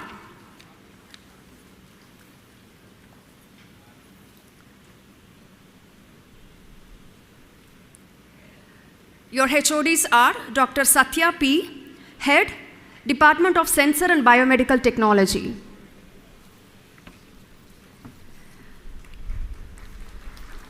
Dr. Sridevi, Head, Department of Micro and Nano Electronics. Dr. Kannadasan, Head, Department of Communication Engineering. Dr. Sundar S., Head, Department of Embedded Technology. Your academic coordinator is Dr. Bahubali A., and your proctor coordinator is Pungundran Selva Prabhu. Thank you, professors, for your kind gesture. Next, we have B.Tech Health Science and Technology students. You belong to the School of Healthcare Science and Engineering. In short, SHINE. Please be informed, your Dean is Dr. Geeta Manivasagam.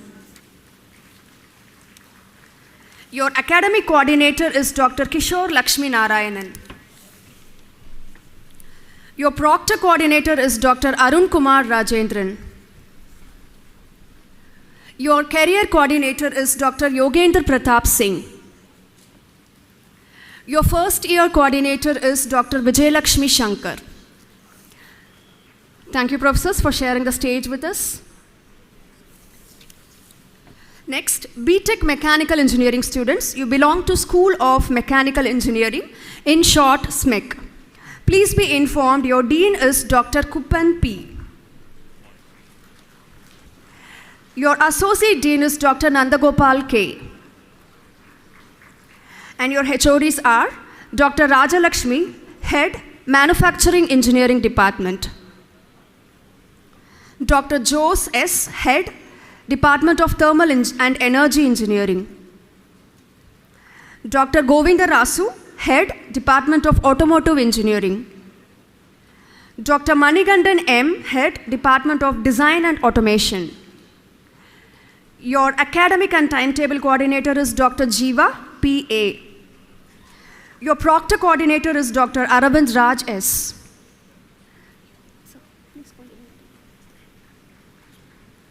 Thank you for your kind gesture, professors. Thank you, sir. Next, it is B.Tech Civil Engineering. So, students who have taken B.Tech Civil Engineering and B.Tech Civil Engineering in collaboration with L&T, you belong to School of Civil Engineering. In short, it is SCE. Please be informed, your Dean is Dr. Saravana Kumar MP. Your Associate Dean is Dr. Sophie A. Your HODs are Dr. Balamurugan S., Head of the Department of Structural and Geotechnical Engineering. Dr. Dilip Kumar Barik, Head of the Department of Environmental and Water Resource Engineering. Your academic coordinator is Dr. Vishwanathan T.S. and your proctor coordinator is Dr. Meena T. Thank you, professors, for gracing the stage. Thank you, sir. Next, it is B.Tech Chemical Engineering students. You belong to the School of Chemical Engineering, in short, SCHEME. Your dean is Dr. Velu S. And the head is Dr. Aslam Abdullah, Head of the Department of Chemical Engineering. Your academic coordinator is Dr. Anand Prasad Gurumurthy. Your timetable coordinator is Dr. Chitra T. And your proctor coordinator is Dr. Muruganandam L. We appreciate your presence on stage, professors. Thank you.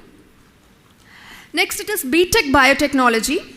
Students, you belong to the School of... You belong to the School of Biosciences and Technology. In short, it is SBST. Please be informed, your dean is Dr. Sunita V. Your associate dean is Dr. Anand Anbarasu. Your HODs are Dr. Shanti B., Head, Department of Biotechnology. Dr. Sudha Ramaya, Head, Department of Biosciences. Dr. Sudhindran, Head, Department of Biomedical Sciences. Dr. Tripti Patel, Head, Department of Integrative Biology. Your academic coordinator is Dr. Sudhakaran R. Your proctor coordinator is Dr. Godwin Christopher. Thank you, professors, for accepting our invitation to the stage. We appreciate your presence, ma'am. Next, we will have the academic sessions. Dear freshmen, we have a very good dynamic professors handling your placement activities. So our college doesn't only focuses on education, but it works in a 360-degree manner to place you in best companies. We have a dedicated team of professors committed to place you and to nurture your soft skills, personal qualities, and overall development. May I request Dr. Samuel Rajkumar, Director, Career Developmental Cell, to brief on internships and placement activities. Please, sir.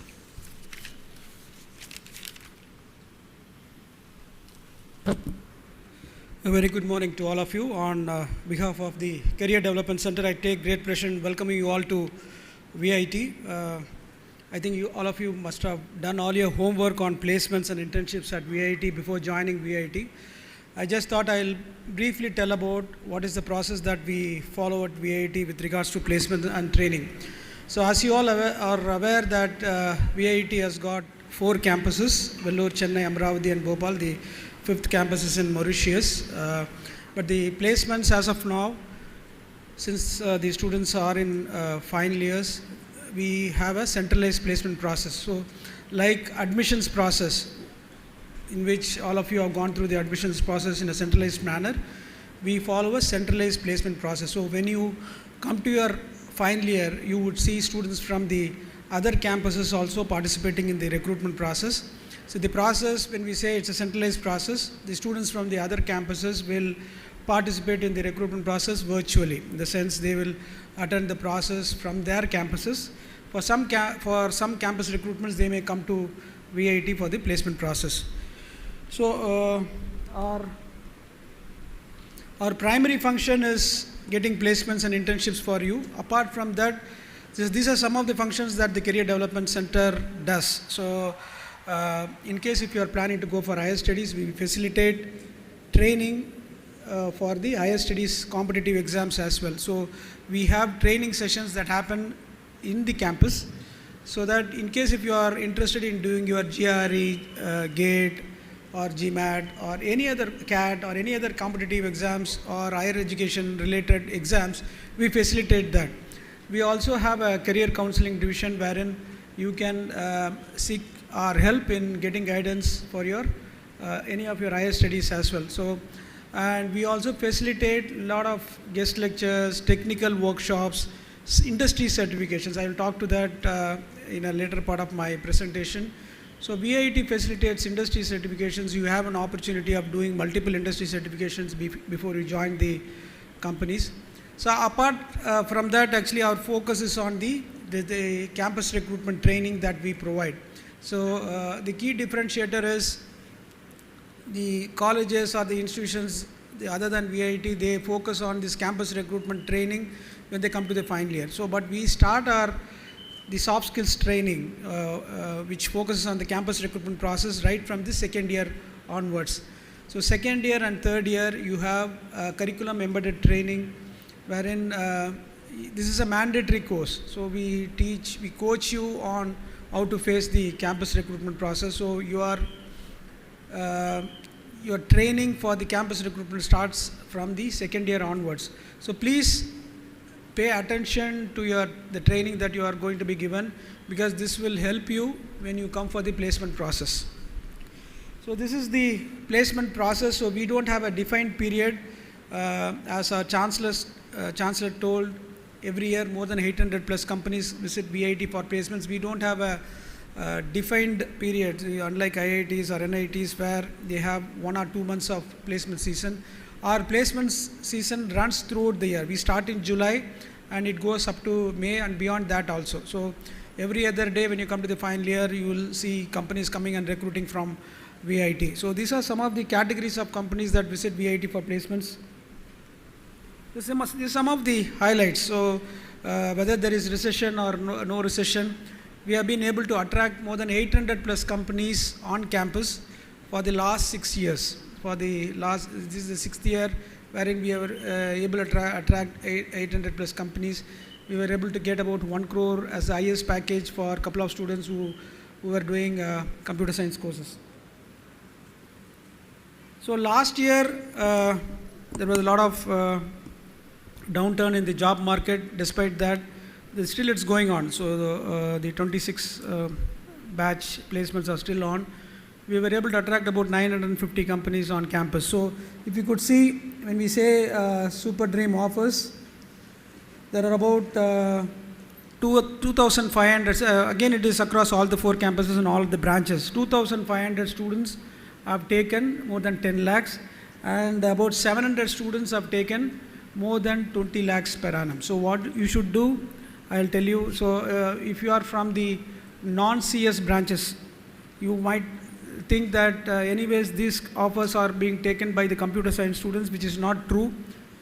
It is taken by all the branch students. The recruitment process are open for everyone, provided you have a good CGPA when you come to the final year.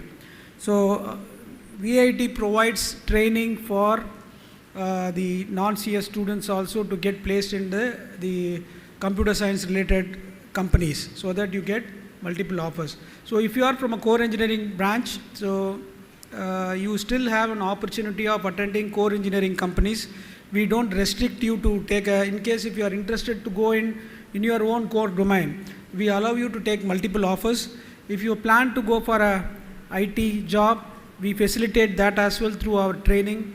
So VIT is a place where you get multiple opportunities. You can get into consulting companies, you can get into analytics companies, you can get into IT product companies, you can get into core engineering companies. So VIT is one place where the public sector companies also come and recruit. Usually the public sector companies like IOCL, Engineers India do not visit the private institutions for recruitments. So VIT is one campus which is accredited by the public sector companies also. They also come on campus. We had an example, one of our alumni who got into IOCL about in 2010 was here. So still these companies come and recruit from us.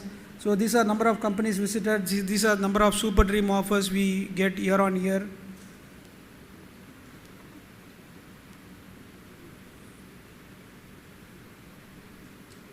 Can you just okay, these statistics anyways are available in the placement portal of placement page of VIT website. So this is one ecosystem wherein we we have a session on Proctor-Procty scheme, which will be the presentation will be made after me.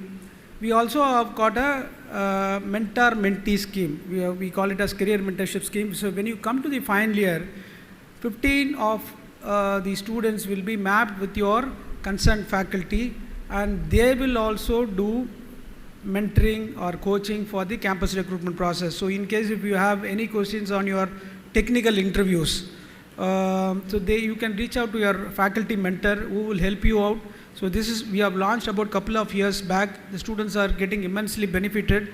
So we create an ecosystem wherein we facilitate the placement process. The companies will visit all the other campuses, but the environment or the ecosystem that we create is the key differentiator at VIT, which would enable you to get a good placements. So this will be my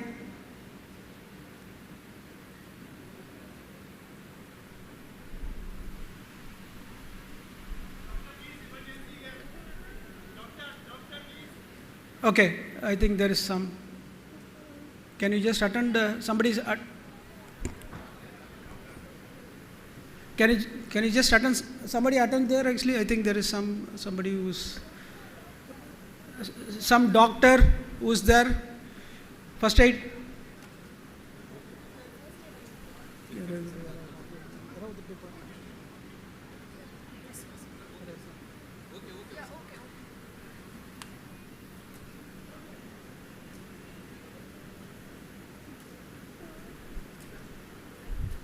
Can you just change the slide? I think the slide is not moving.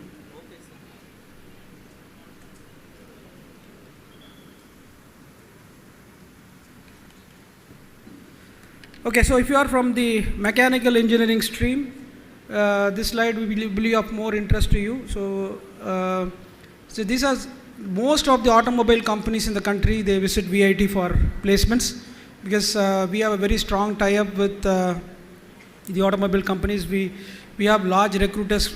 Since we get students from across the country, we also have companies visiting across the country for the campus recruitment process.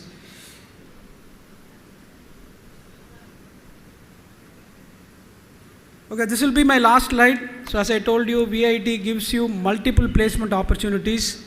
You have an opportunity of multiple interviews, multiple companies interviews. What you should do,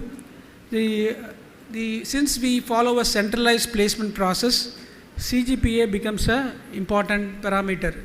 So you must be wondering, actually I am right now in first year, why should I listen to him?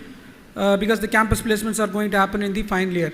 So unless otherwise you have a good CGPA, so anyways we will get you a placement, so that is not a problem. But if you want to get into your own dream company, so you would have got some companies in your mind and you want to get into that, you should have a good CGPA. So getting a 9 CGPA is not that easy, but you will have to put in your efforts right from your first semester onwards. So your dream company's placements starts from today onwards.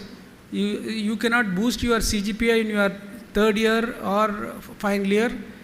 So you will have to start focusing on your studies.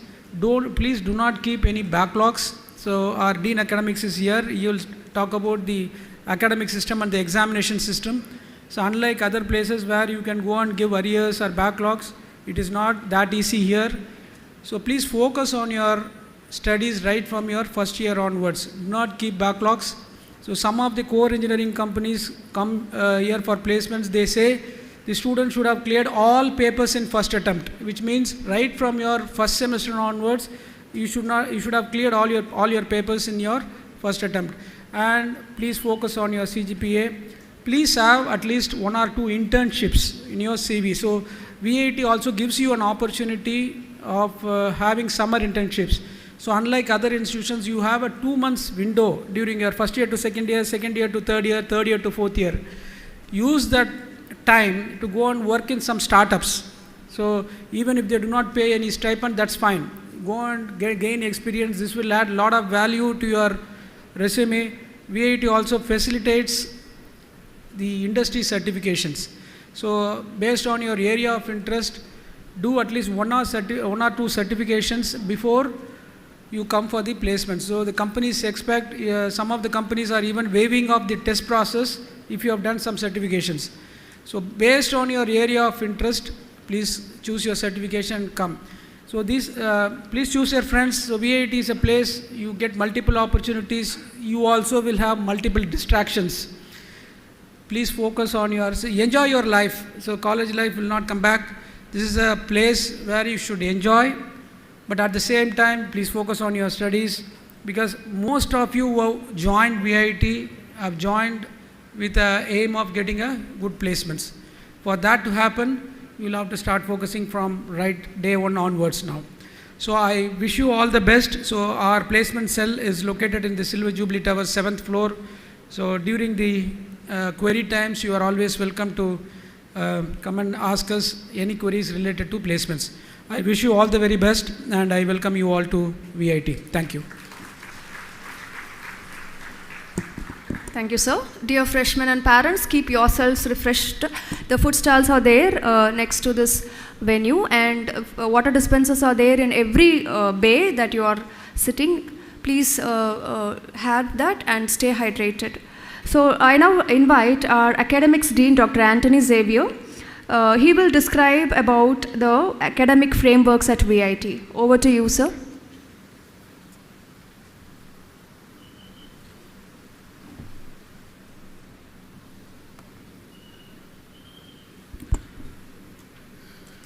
So, good morning to all, and welcome you all to the VIT family, my dear freshmen and their proud parents.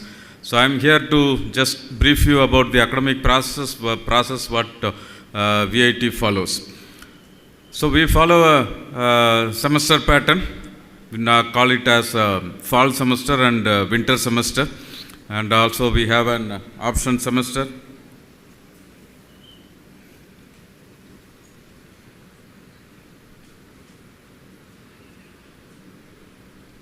Okay, so usually the fall semester starts the month of July and runs up to the month of November, and then we have the winter semester immediately, the month of December, and winter semester runs up to the month of April, and then May and June you will have a 2 months vacation, and during that time you will have this summer term also. So the semester is scheduled for an 75-day working and 5 days per week instructional days, so Monday to Friday.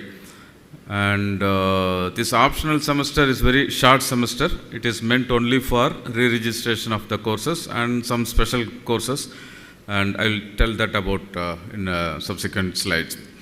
So here you can see that you have joined, and today afternoon you will fill your profile on your VTOP. So this VTOP is the unique learning management system what we have in VIT. Every individual student will have their own login credential. So that is you will have that credentials once you fill your profile, and you can fill the details, and once you get that, tomorrow you will have your English proficiency test. So that the schedule for that test will be conveyed to you through your school academic coordinator today afternoon or tomorrow morning, and then tomorrow whole day you will be attending your English proficiency test. It's just for 60 minutes. All the students have to attend that.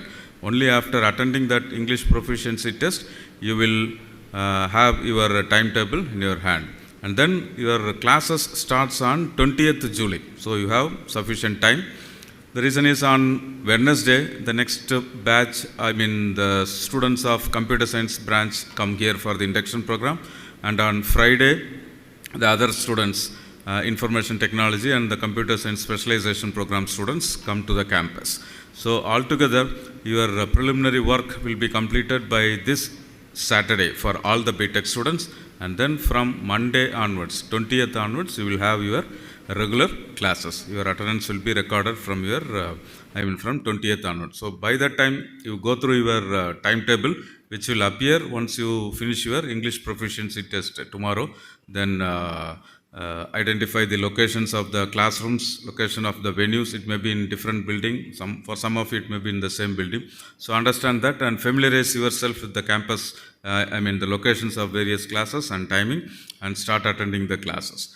So as I told, the academic calendar will be available in your VTOP login, and likewise for your program, I mean for you, the academic regulation version 5 is to be followed, and that document is also available in your Vita plugin. So familiarize yourself with the academic regulations, what you are going to follow or what is applicable to you. So version 5, the last point says that it is already made available on your Vita plugin. Once you get your credentials, you can go there.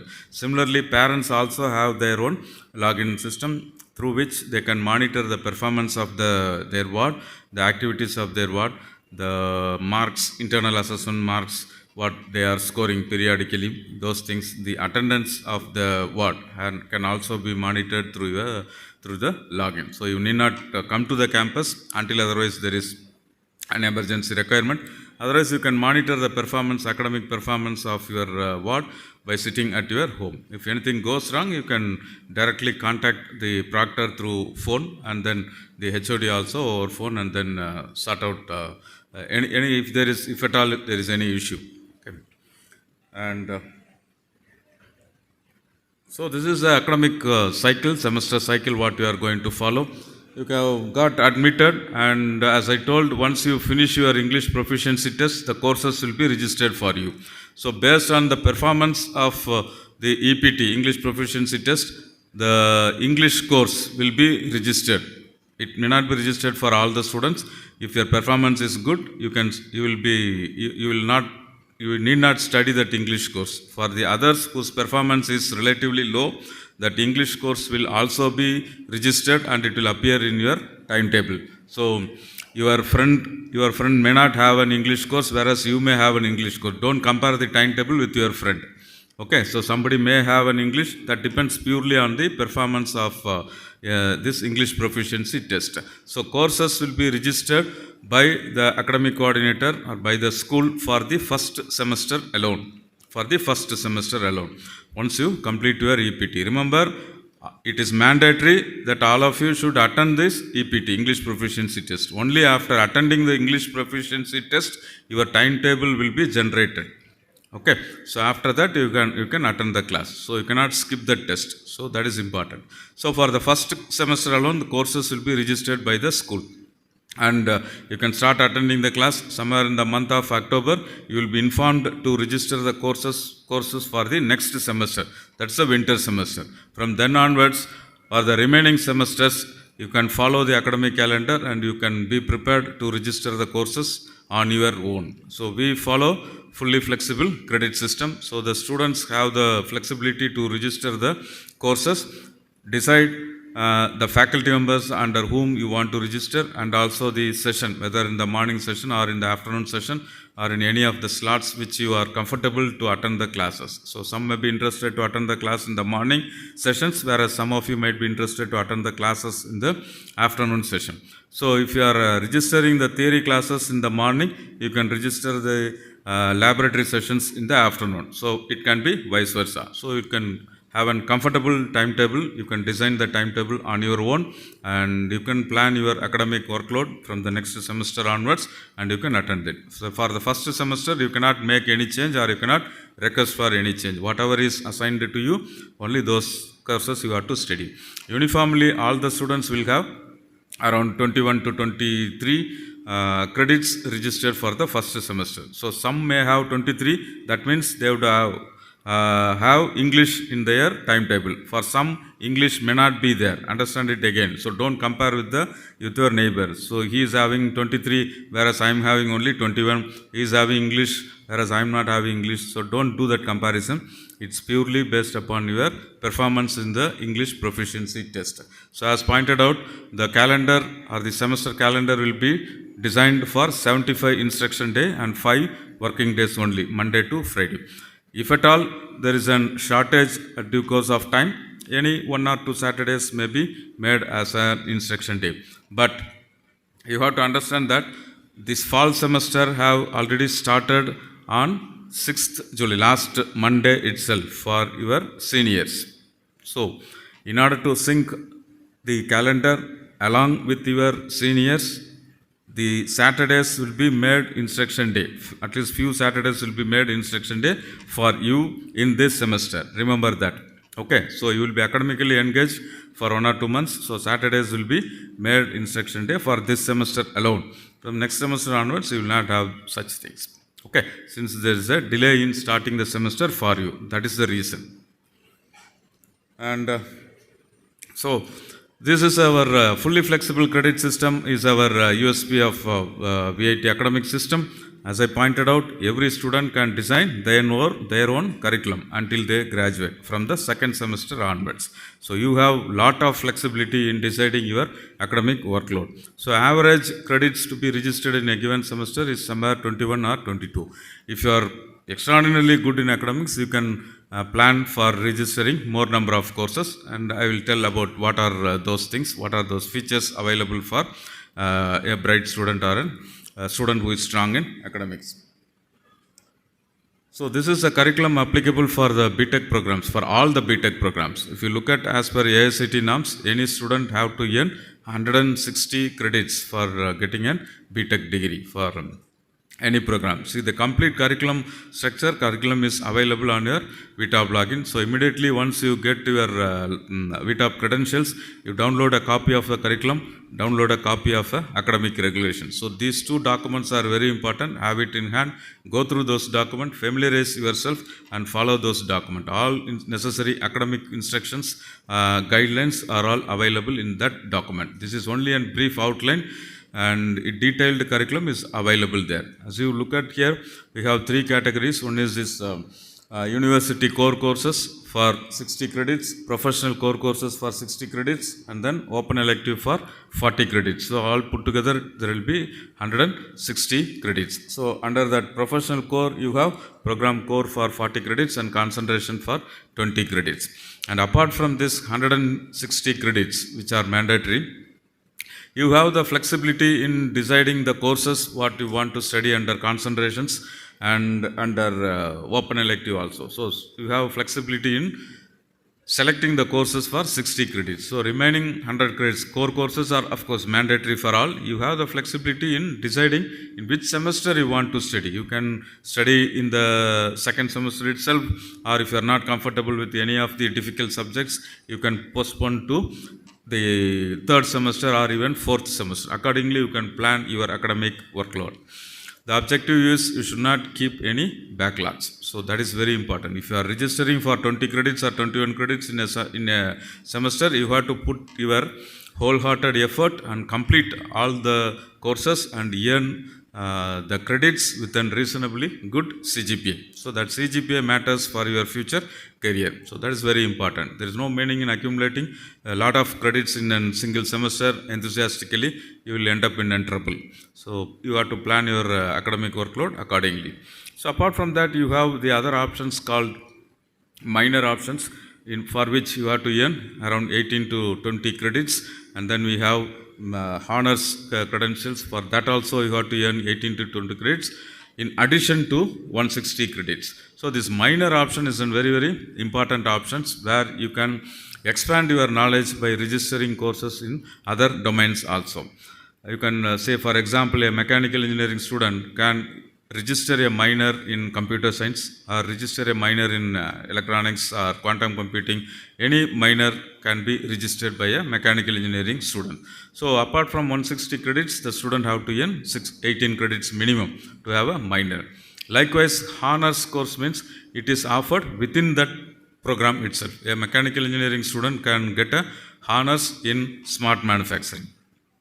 Smart manufacturing is offered by the School of Mechanical Engineering itself. So like that, mechatronics, anything in that case. So there, the degree nomenclature itself will change. B.Tech honors in mechanical engineering with specialization in smart manufacturing or electric vehicles. So like that, your degree name itself will change because you are admitted in B.Tech mechanical engineering. If you have earned 18 credits in addition to 160, your degree changes as B.Tech in bracket honors in mechanical engineering with specialization in smart manufacturing or electric vehicles. So the same thing is applicable for other branches also.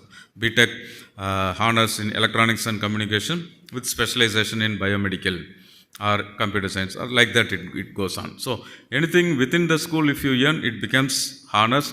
Anything which is offered by the other school, some other school, then it becomes a minors. In both the cases, you have to earn additional 18 to 20 credits. Whereas ancillary and concentrations are the same concept, but that is accommodated within 160 credits. A B.Tech mechanical engineering student, if he get an ancillary study, some 20 credits of data science courses from computer science, and if it is within that 160 credits, then it will be mentioned only as ancillary. And likewise, concentration also. A mechanical engineering student studying smart manufacturing courses, 5 courses, and within 160 minutes, it will be mentioned in the transcript that B.Tech mechanical engineering earned a concentration in smart manufacturing. So that is the difference between minor honor, on the other side, ancillary and concentration. If it is more than 160, we call it as minor or honor. If it is within 160, call it as ancillary and concentrations. Okay, so you have these options to register the courses starting from your second semester, beyond the courses listed in your curriculum. And then the second major is another concept. A student who is admitted in B.Tech mechanical engineering can earn a second major in computer science, a second major in electronics and communication, depends upon their interest. In that case, what you have to do is, the student have to earn additional 40 credits, which is mentioned in the program core of the other branch.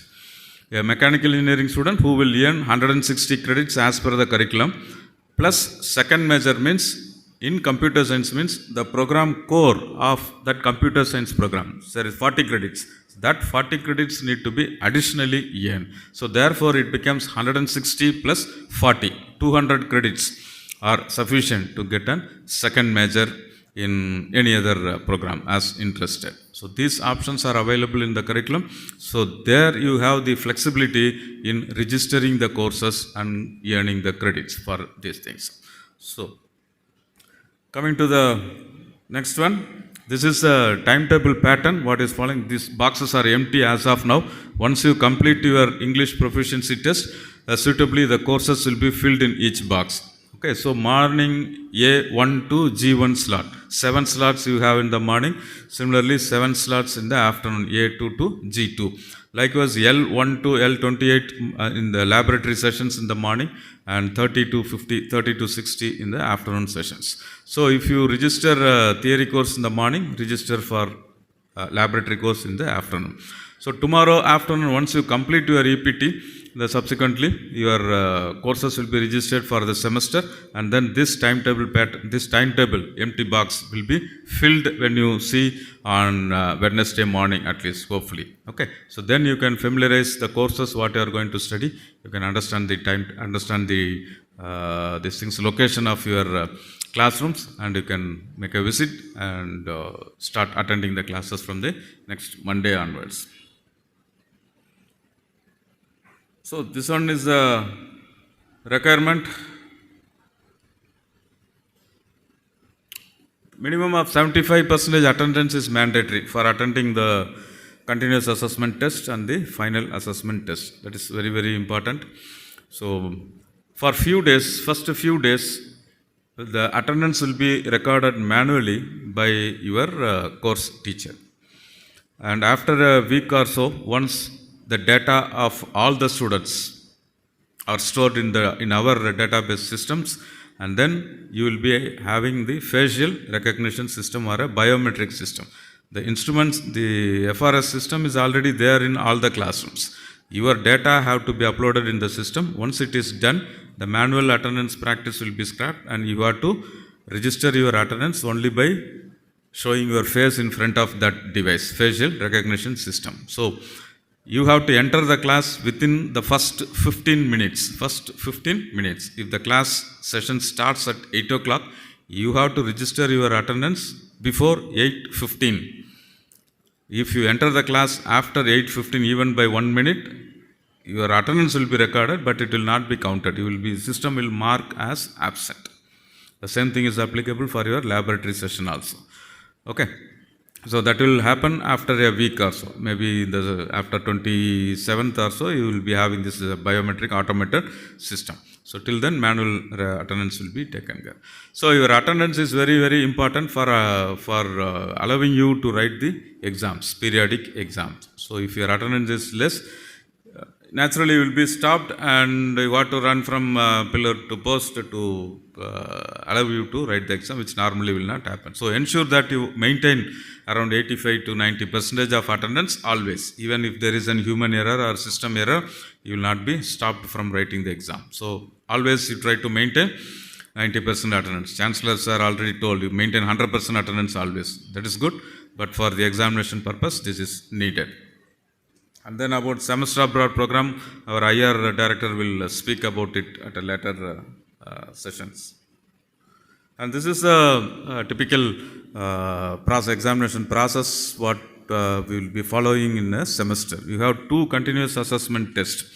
As I already pointed out, 75 instruction days are there. Once 25 days are over, you have the first continuous assessment test. And once the 50th day is over, closely, the second continuous assessment will be there. Then after 75th day, you will have the final assessment test. See, continuous assessment test 1 and 2 will be centrally organized by academics office, and it will be arranged, it will be conducted by the school coordinators, and that will be for 90 minutes, 1.5 hours, and it will be conducted for 50 marks, 50, scaled down to 15 marks, 15. So CAT 1 and CAT 2, continuous assessment test 1 and test 2 carries 15 marks each. So all put together it will be 30, and the remaining 30 marks internal assessment marks is in the hands of your faculty members. So they will decide what assessment tool to be used. They can conduct a quiz, they can conduct some case studies or mini projects, minor projects, and seminar, anything depends upon the nature of the course. They will decide, and it will be organized by the class teacher itself. So altogether 60 marks internal marks, and the final assessment test will be conducted by COI office. Centrally it will be for 3 hours, conducted for 100 marks, scaled down to 40 marks. So internal component is 60, final assessment test for 40. All put together it is out of 100. Your grades will be decided. And this is a grading policy that we follow. We have 2 policies, absolute grading policies and relative grading policy. Project works, soft skill courses, standalone laboratory components will be graded by absolute grading method. So that means whatever mark you score will be directly converted into a letter grade. If you are getting 75 marks, means it will be converted, it will be mentioned as B grade. If you are getting 85 marks, means it will be mentioned as A grade. So like this, directly it will be mentioned for those 3 courses. And if the class strength is less than 10, then absolute grading policy will be followed.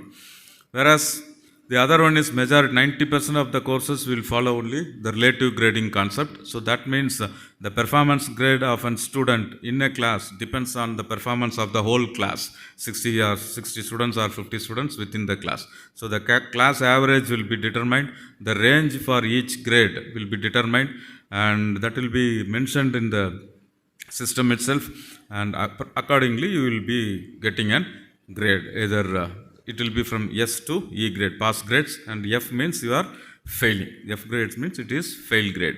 So this relative grading concept, the calculations are all completely transparent, and it is an automated system. You can look at those things in your transcript itself, and also on your VTOP login, how the grade is arrived. If you are getting a B grade, how that B grade is being arrived. That calculations all will be displayed there very clearly. So we are following completely automated and transparent system.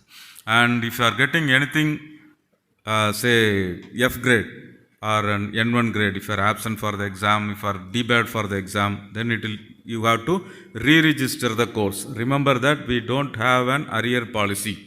You cannot think that if you are failing in any of the course in the first semester or second semester, later you can write as arrear. There is no arrear concept at all. You have to re-register the course again in the subsequent semester. Then you can think about your academic workload.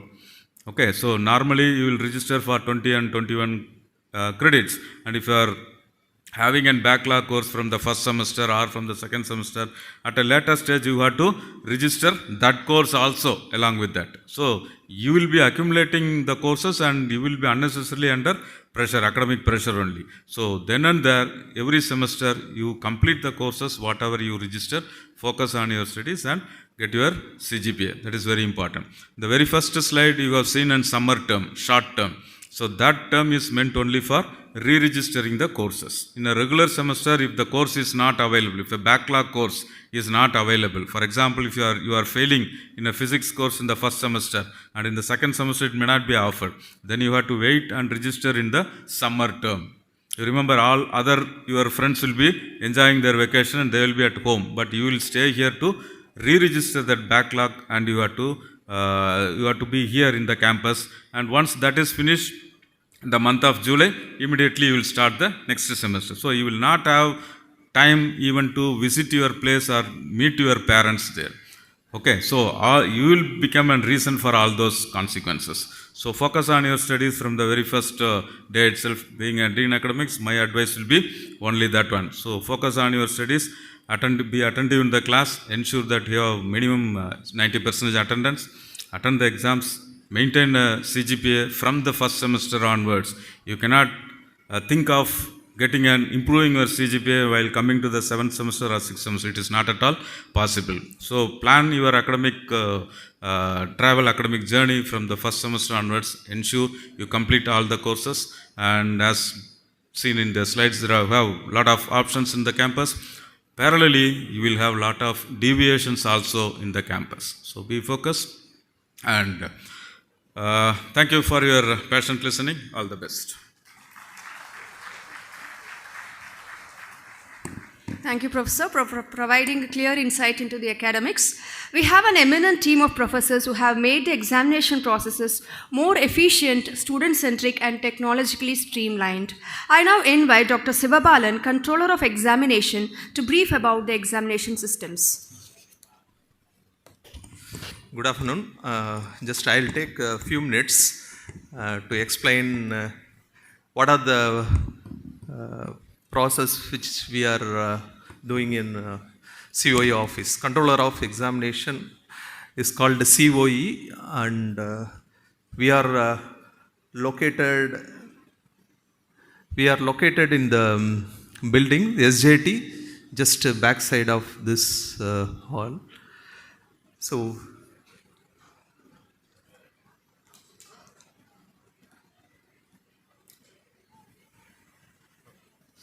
So we are located in the 8th floor of the Silver Jubilee Tower. So our primary function is to conduct the final assessment test. So there in VIT there are two types of exam. One is the continuous assessment test, CAT. So you will be having two CAT, continuous assessment 1 and continuous assessment 2. Each one carries 15 marks.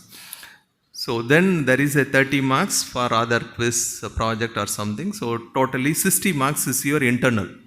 So another 40 marks will conduct the final exam. That is called final assessment test, FAT.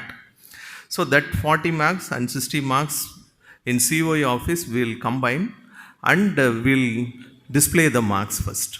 So that is the result publication. So after the result publication, you can see the paper.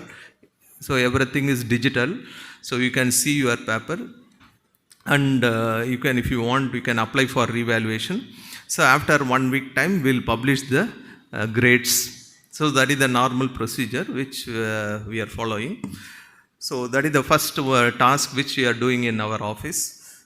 Then we are printing the grade sheets, we are printing the degree certificates. So that is another part. Then verification, certificate verification. Once if you complete the course, if you want all your certificate to be verified for your job or masters, for any purpose, we are doing, and we can issue the transcript, temporary grade sheets, which you can in the online you can apply and you can get the transcripts. So these are our functions in COE office. Then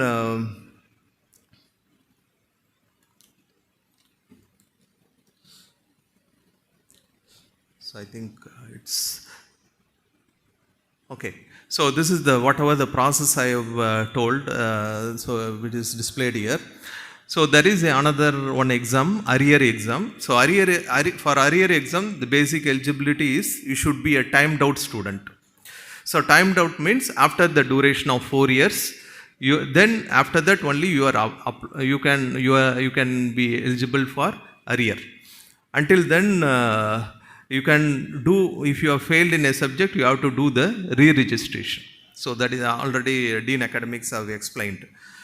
Then refat exam. So during the FAT, if there is any emergency, if there is medical emergency or any other emergency purpose, if you are not writing the FAT, then we are giving an option for writing the refat.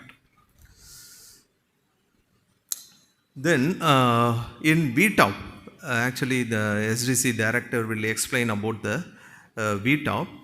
So in B.Tech there is a examination menu. So just I am explaining only that examination menu.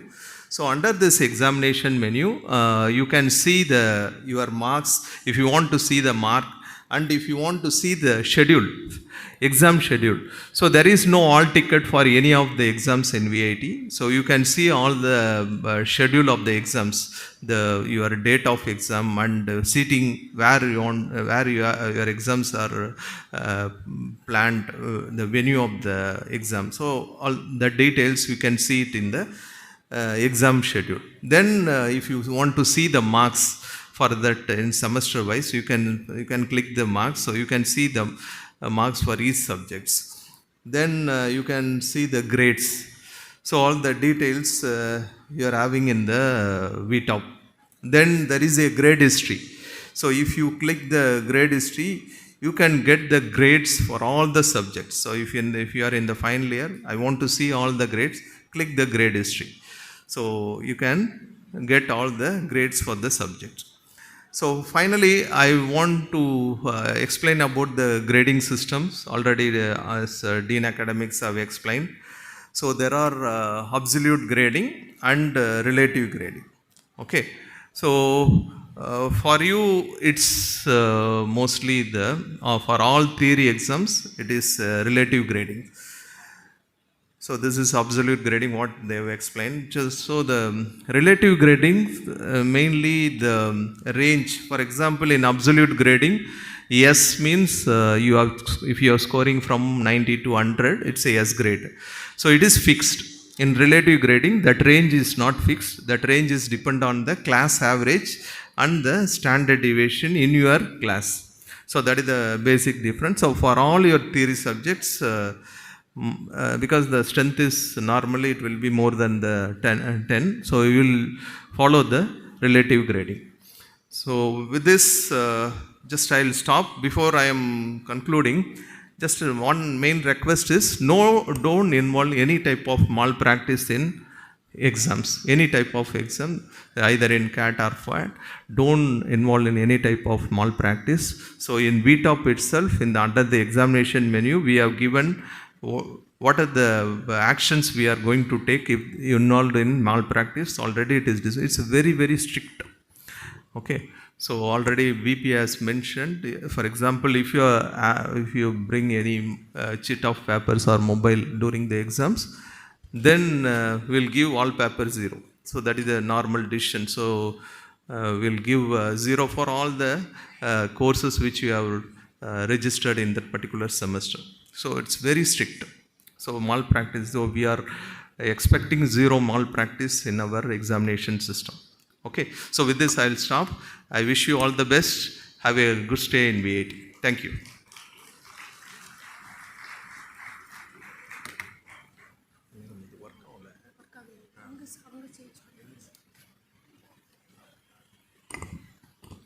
Thank you, sir. Every single academic activities are managed online at VIT. I now request Dr. Vijay Kumar T, Director, Software Developmental Cell, to brief about our online portal VTOP.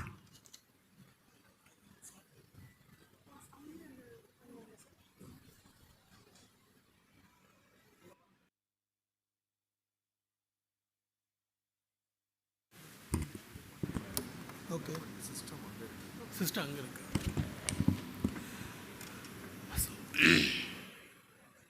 Things are working.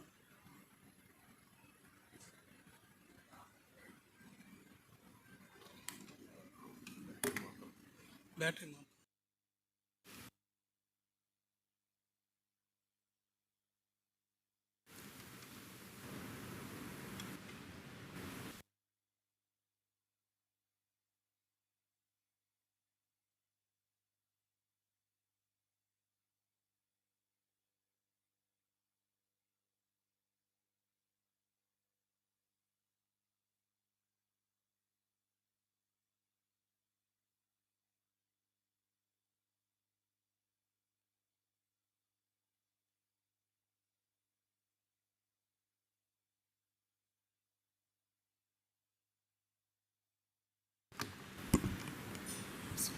Good afternoon, everyone. So myself, Vijay Kumar, heading the software development cell, and I'm going to give you highlights about the important feature called VTOP. So what is VTOP?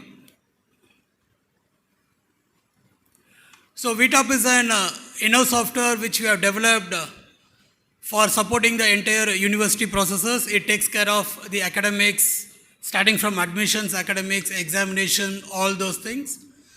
You can access this VTOP by using this web link https vtop.vat.ac.in, and once you type in this web address, you will get into this home page, which is shown on the second side screenshot.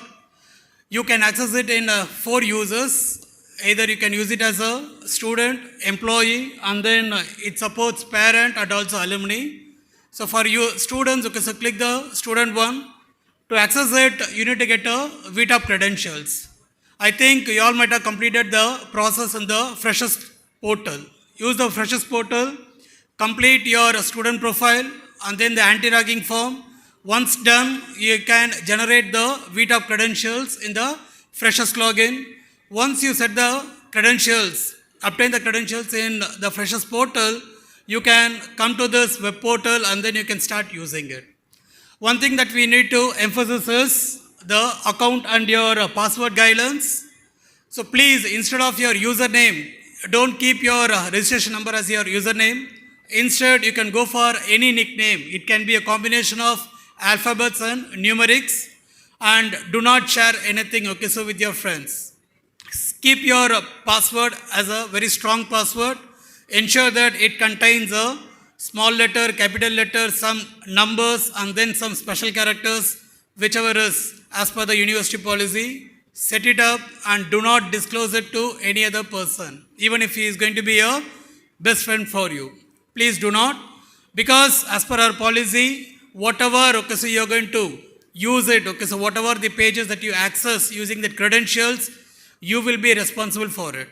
Fine? So do not, okay, so share your passwords, and this VTOP credential is going to be used in multiple portals like a Code Tantra, or if it is going to be any other thing for course registration, the other portals which the university is having in-house. For all those things, only this VTOP credentials will be used for it. The moment you get into this VTOP, first you need to do is go to My Info. In that, check this credentials. There is a page called credentials. In that, you will find, okay, so the Gmail ID that is generated for you, along with the default credentials. So through this only, all the communications related to the university, whether it is from registrar or it is going to be that is coming from the academics or controller of examination or your school dean or HOD, everybody is going to be communicating to you only through this Gmail address only. So please use this one. The default credential is available there. And also there is another link called click here. If you just click it, it will ask you for the registration number. Once you provide the registration number, it will give you the credentials for using Moodle within VIT. Clear? So this page, okay, so first thing is try to get your Gmail credentials and then set it up in your mobile phone. So next is the various services that you will have in VTOP. We can categorize all those things under 6 major groups. One is academics, where you will be able to see the curriculum that is meant for you, the syllabus, the attendance for those courses, the courses that you have registered, the timetable, all those informations you will be able to obtain, because you can see it in the academics menu.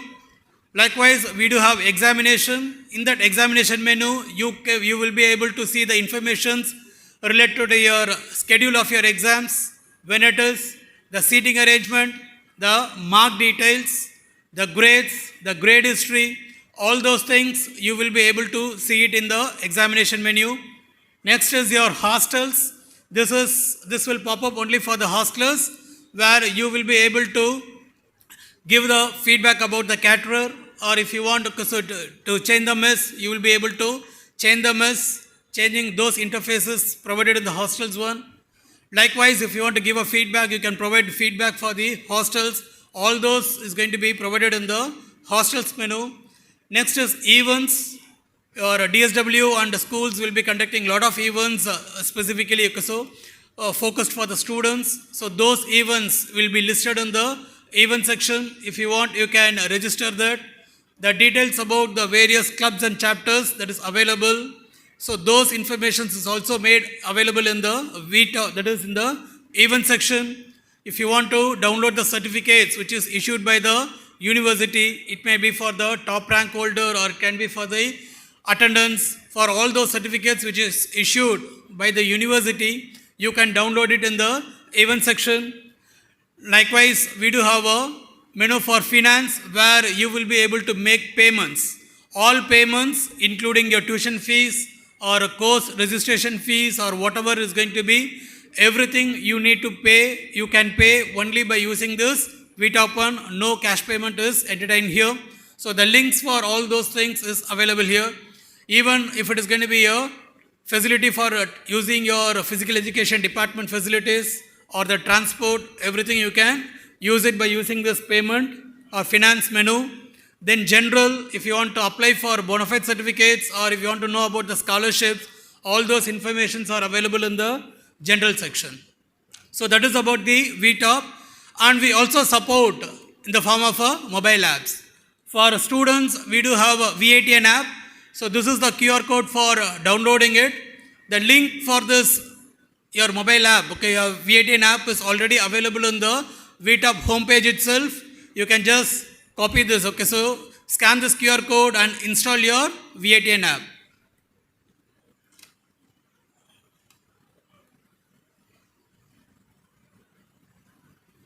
To access your V8N app, you need the VTOP credentials. So you cannot access this V8N app without generating the VTOP credentials. So use your VTOP credentials, log in into this. It will send you an OTP for your registered mobile number. So provide this OTP. Once it is validated, you need to set your MPIN. Once your MPIN is set, or you can use your biometrics to log in into your V8N app. Once done, okay, so it will take you into this screen. So here you will see that there are 3 buttons in the home page of your V8N app itself. The moment you click into it, one is for medical emergency.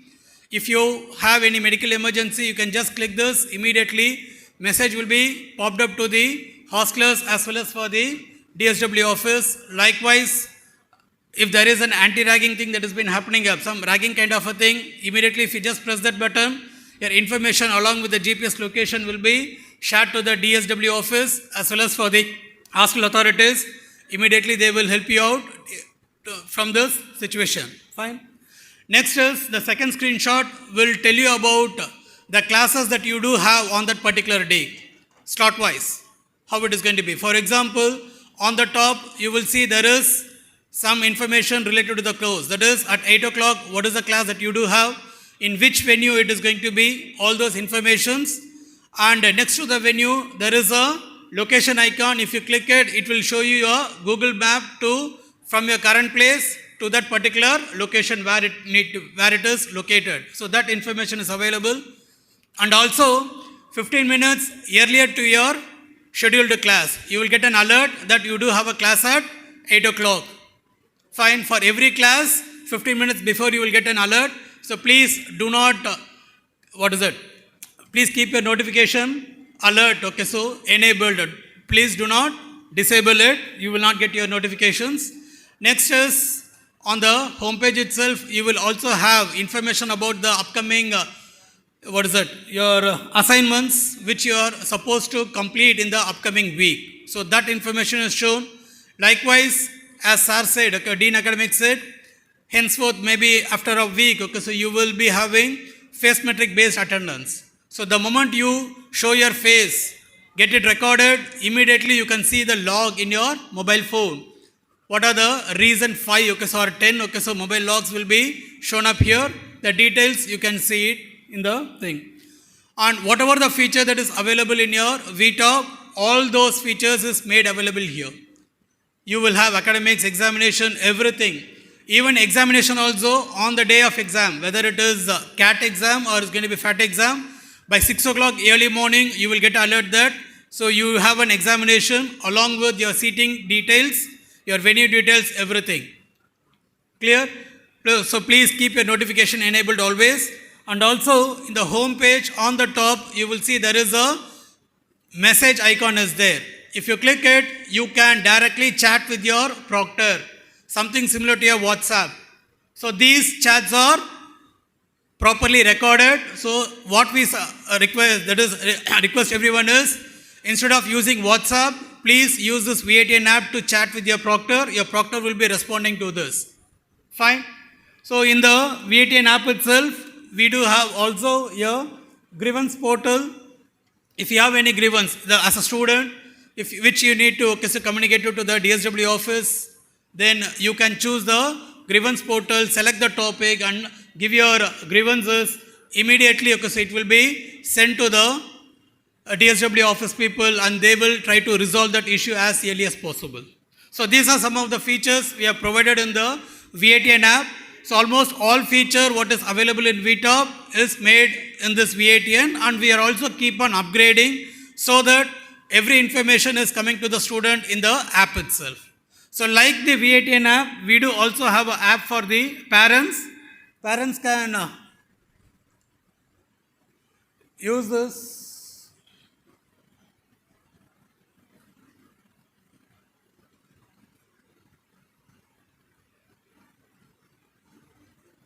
So this is the parent app. So the QR code for this parent app is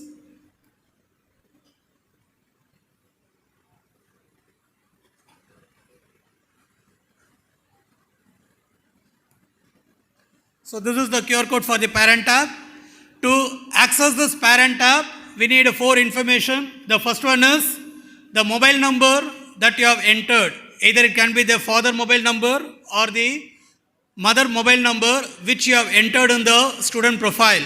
So once you enter it, it will automatically populate the registration numbers of the students which is assigned with that. Okay, so which is mapped with that mobile number.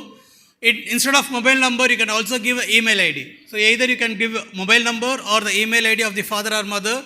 Once done, the registration number will populate. So select the registration number of your ward and then choose whether you are logging in as a parent, that is as a father or a mother. And once done, okay, so you have to provide the date of birth of the ward that you have chosen. So once all these things are matching, immediately you will be permitted to access the V8N app. So in that, once you successfully log in into it, so you will see the second screenshot where you will be able to see the consolidated report about your ward. It will tell you the attendance, you can see the grades of the selected ward, it will give you the mark details, it will also give you the dean information, the HOD information, the proctor information, all those available, even the examination schedule of your ward. All informations are available here. Even the parents can chat with the proctor by using this parent tab. So there is in the proctor menu, okay, so you will have this parent chat was there. You just click that one, you can directly so send message to the proctor will respond to you. You don't have to call them in the personal thing. Through the app itself, the parent can also have a discussion, so or raise the query and all those things with the get it clarified using your parent tab. Clear? So these are some of the features that we have provided in the parent tab, and also payment of the fees can also be done by the parent tab using a parent tab. So the moment the student raises an invoice in the VTop, immediately it will get reflected in the parent tab. Parent can pay the fees immediately. So all those features we have provided in the parent tab for the benefit of the student as well as for the parents. So with this, these are some of the important features that we have provided. So any queries?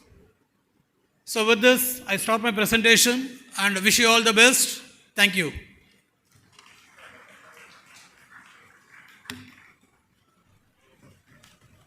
Thank you, sir.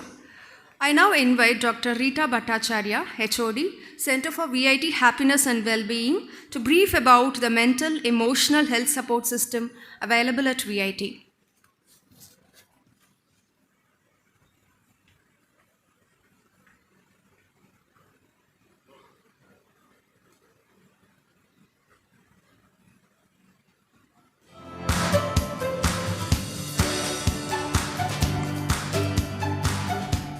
This is what the Center for VIT Happiness and Wellbeing stands. We go for different therapies to help our people out, our students. And this session is very, very important. And I request all the parents and students to be seated because it's your life and the life of our students. We care for it a lot.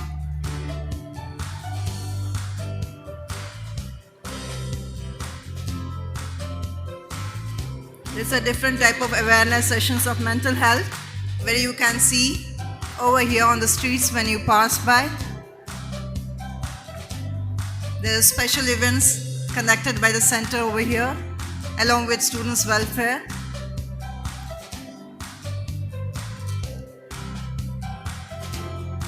Motivational talks are very much needed for the students when they are here.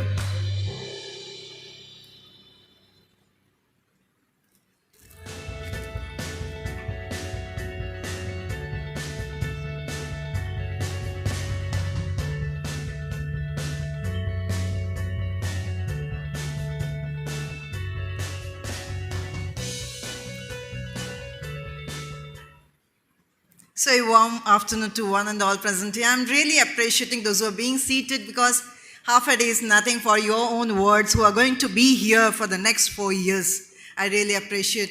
And here we stand as Center for VIT Happiness and Wellbeing. And we consist of all the counselors here who are very much well-trained professionals. Today is a very special day for each one of you, both the students as well as the parents. And for our students, it's just the beginning of a new journey. So when you come into the VIT campus, you are a part of our family. Here onwards, you will be called as VITians, as we do call as. So when you came to VIT, you would have packed many clothes, books, laptops, and many dreams. But you also brought something we cannot see, neither of us can see, but you have it in your mind. That is what your hopes, your fears, your expectations, and perhaps a few worries. Yes. So some of you may wonder, will I make friends? Will I be able to cope with others? Will I be able to cope with my studies? Will I fit in? And the parents also may have some doubts like, will my child be safe? Will someone be there if my child needs help? Yes, that is what we, the Center of VIT Happiness and Wellbeing are. We are there for everyone, 24/7 and 365 days. You will be seeing our service over here for each and every ward of yours. There have been so many informations, but yes, I feel that when you are healthy both physically and mentally, you will be able to do anything which comes into your life in these 4 years.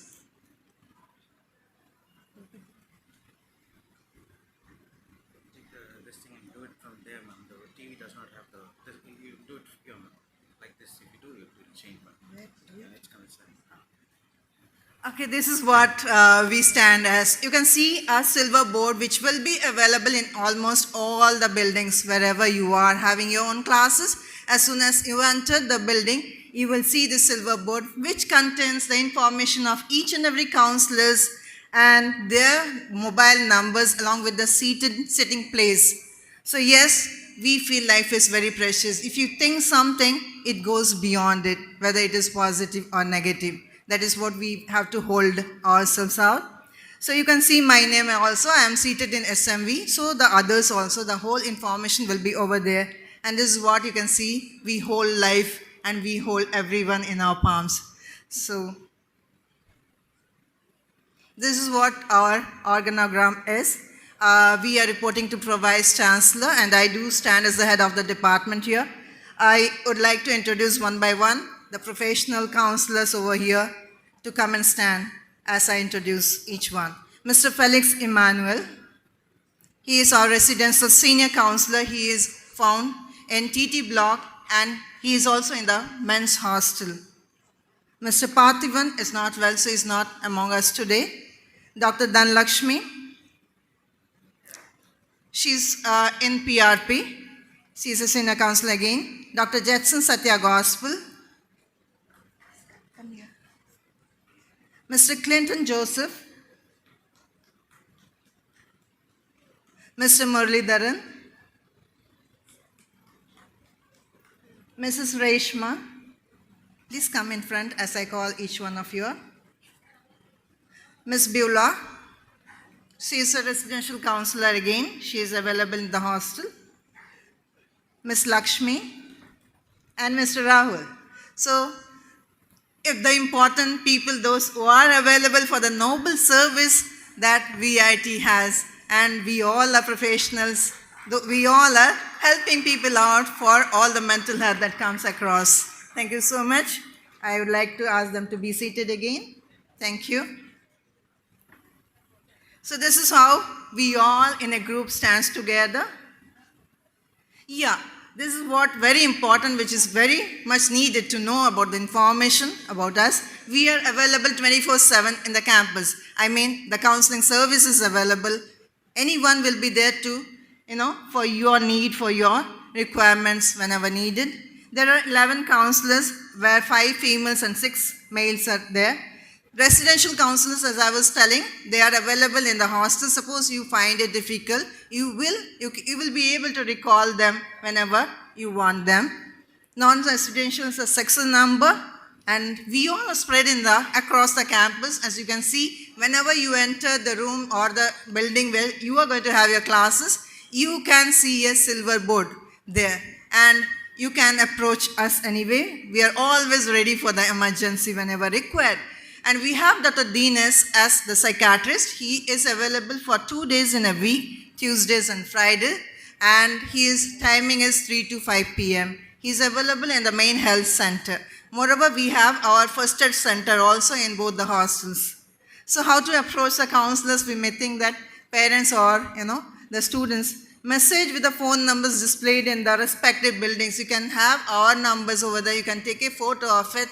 And suppose anytime you need our help or so, you can just message us and we will be helping you out. You can call us on necessary grounds. If it's really emergency, you can give a call to us. You can mail us also, like you have the mail IDs displayed in the website. So you can speak to the counselors in the mother tongue. So as I am from West Bengal, I'm Rita Bhattacharjee. You can just talk to me in Bengali. Even I speak in Oriya, Hindi, Tamil, and probably it is English again. So you feel like as if you have come back to your home or your family, you're talking to a person who is known to you.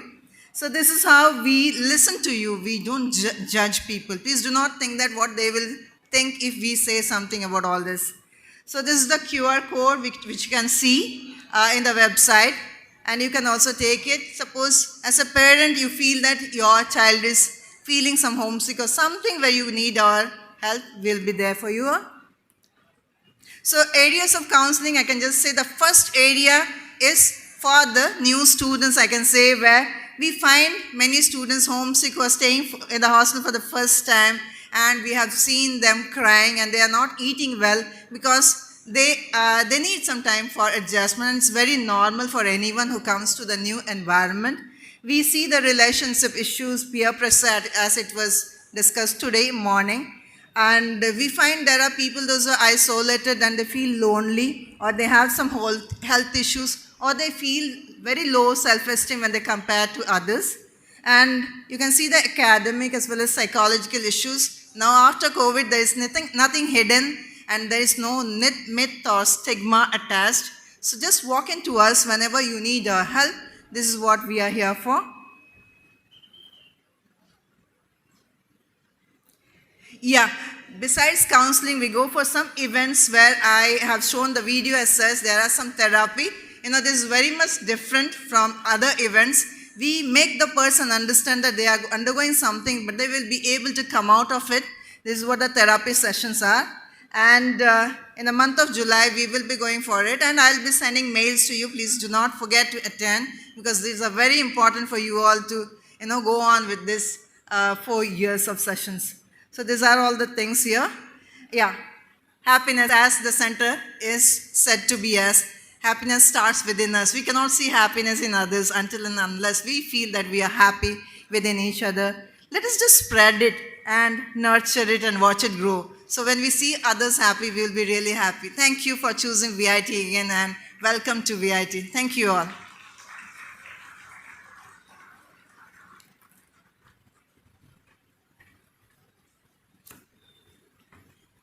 Thank you, ma'am, and happiness team. I now invite Dr. Raghuram, Deputy Director, International Relations, to showcase the foreign exposure and opportunities for semester abroad programs. Please. Hello, everyone. Myself, Raghuram. I'm representing the International Relations Office. So I'm here to just give you a very brief introduction about International Relations Office and what we do in VIT. So basically, we are sort of a liaison between VIT and the partner universities across the globe. So currently, I'm very happy and proud to say almost we have about 500 plus partnership arrangements we have done across the globe with the different universities. So basically, our role is to connect faculty members of VIT in terms of research and academic activities with our partners on the other side. And the student community in terms of exchange and transfer programs to our partner universities. So basically, we have two activities or two options given to all the students of VIT. So one is what we call it as Semester Abroad Program, SAP. The other one is International Transfer Program, ITP in short. Now, what is SAP? The name itself, I think, is self-explanatory. SAP, Semester Abroad. So one semester.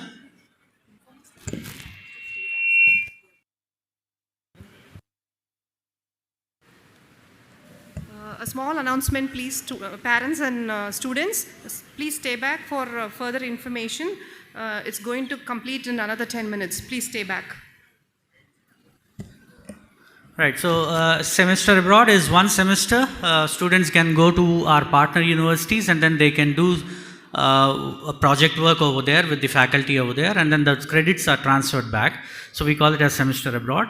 There is one more option where our students can also avail the option of going to our partner university, registering for some courses, right, in that particular semester, and then those courses again, the credits what they earn over there will be transferred back to VIT. So these credits again we calculate for the total credit fulfillment for you to give the degree from VIT. So this is a semester abroad program we call. The other one is transfer programs. Well, we have collaborated with our partner universities across in terms of some sort of a transfer programs where you have an option of probably completing half a tenure over here in VIT and then getting transferred to our partner university and completing the remaining credits in the partner university and get a degree from our partner university. Of course, there are some options where you get degree from both VIT as well as the partner university. So it is something like 2+2 or 3+1, 3+2.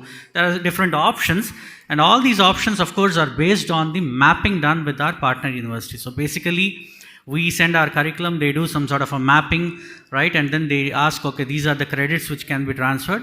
Only those credits they will be accepting, and the remaining credits for them to give the degree need to be done by the students in their university over there. So this is what we call it as ITP, International Transfer Program. Now, apart from this, there are other options. Maybe you can go for 15 days to 20 days immersion programs. As and when we get the call from our partner universities calling for nominating the students to for a 15 days program, maybe those 15 days you'll be going there for some sort of a value addition courses or maybe some cultural immersion activities over there. So those type of activities are there which we will be encouraging our students to take part. And we also circulate information which we get from the partners in terms of scholarships, in terms of research opportunities, in terms of higher education opportunities like postgraduate programs and research programs and all these things. So as and when we get the information, we keep circulating to our students. So further, any information you require regarding the international programs, international tie-ups we have, international university partnerships we have, and different activities we are doing with our partners, please do visit our office, which is located in MGR, Dr. MGR block, 105, first floor. Okay. So wish you all the best and thank you very much for this opportunity. Thank you.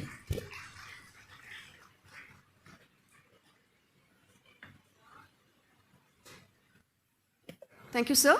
I now invite Dr. Mohana Sundaram, Director, Men's Hostel, and Dr. Nirmala, Director, Ladies Hostel. They'll make you walk through the hostel rules and amenities. Over to them.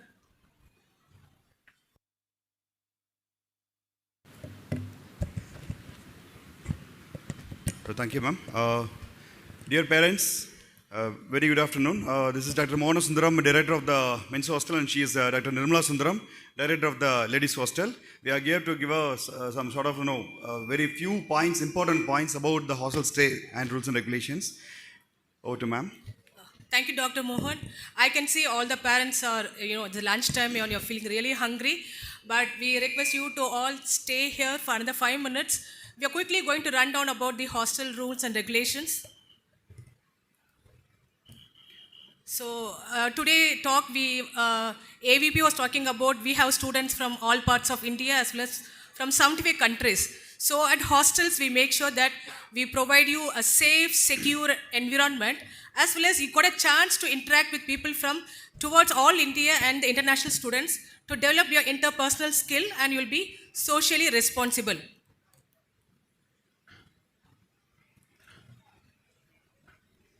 So coming to the welfare measures, so we all know that you trusted VIT, and VIT has kept the same trust, and the welfare measures what we have is 24/7 we have security. The security will be in all the blocks wherever your ward has been enrolled. And then we also have a CCTV camera. In case any issues, whatever it is, the CCTV camera is there for us to find out the issues. And as Dr. Rita was talking to you, we have a well-trained residential counselors. In case of any emergency anywhere, your ward need to talk to someone, we are here for that. And for the girl students, we have something, a unique facility. If at all your ward need to reach late night by bus or railway station, we have a transport warden. The transport warden will arrange the security. The security will be coming along with your ward until the railway station or the bus stop, until she board the bus or train. So this facility has been done. So parents make sure that, make a note on the transport warden number. Coming to the attendance, so every day attendance has to be monitored. Hope yesterday most of you have done with your Face ID.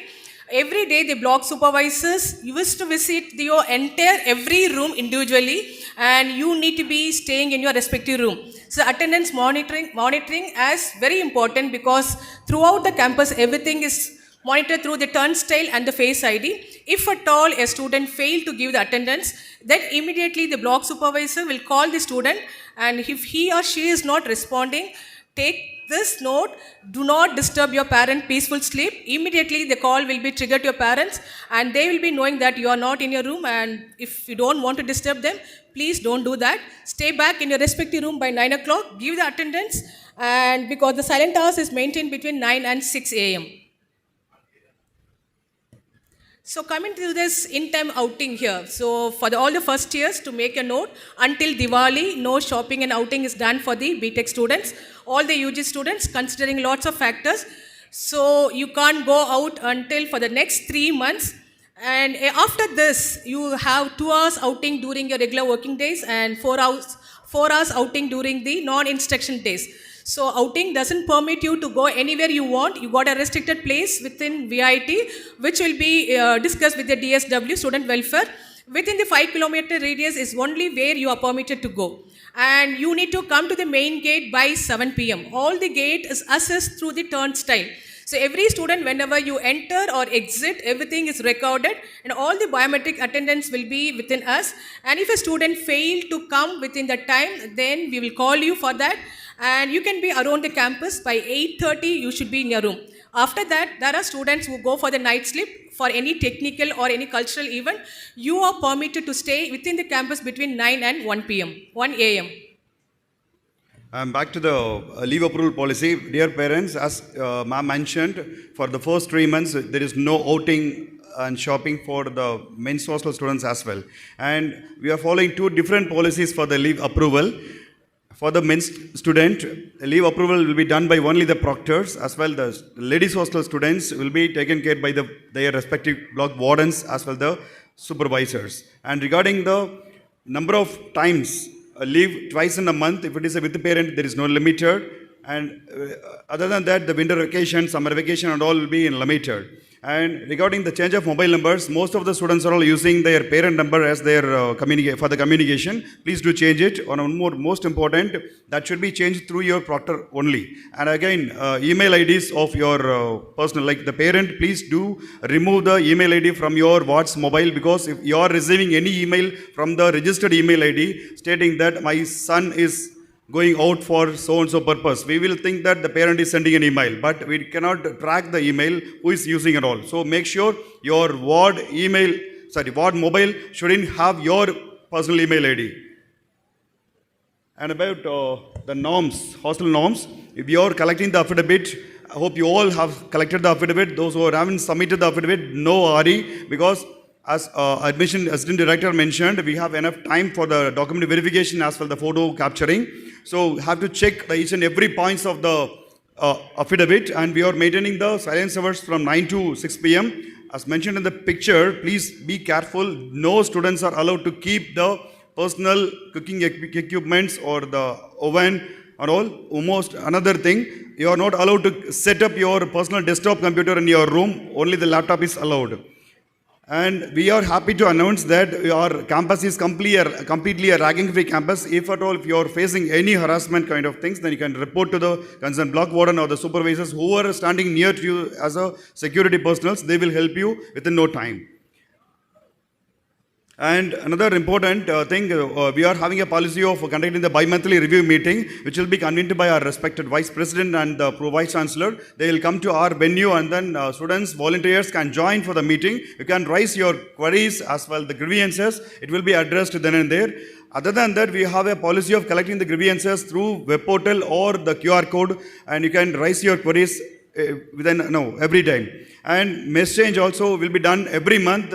Students, for the first time, we are alerting a random basis. Every month mess change is possible. Don't get tense. If you are not okay with the current allotted mess, you can change your mess by end of the month. Mid of the month it is not possible, because we are running with only the digital point of, because to avoid the duplicate billing, we will not permit any students to change the mess in mid of the month. And regarding the facilities, as she mentioned, we are providing the Wi-Fi, but it will be cut down by midnight, 12 o'clock, because everyone should sleep minimum of 6 hours. Food stall facilities available in and around the campus. Night canteen facilities is available in all the blocks, except very few blocks. And coffee shop, newspaper and all. And we have introduced the VIT Green Ride scheme in the very recent past days before, which is like, we are providing the cycles for the free of cost for the transportations. You can register your ID card, they can make use of it. But the thing is, should be returned in the designated places over the end of the day. And these are all the some sort of the facilities, gym facilities, general stores and laundry facilities. And even we are having a first aid center in both MH and LH we are having. Other than that, we have the main health center and a driving school facility also we are having. Yes. Adding on to the point, with regard to the laundry facilities, you have a 44 washes and you can use this. It's completely mechanized laundry. Your ward can give it everything through the app.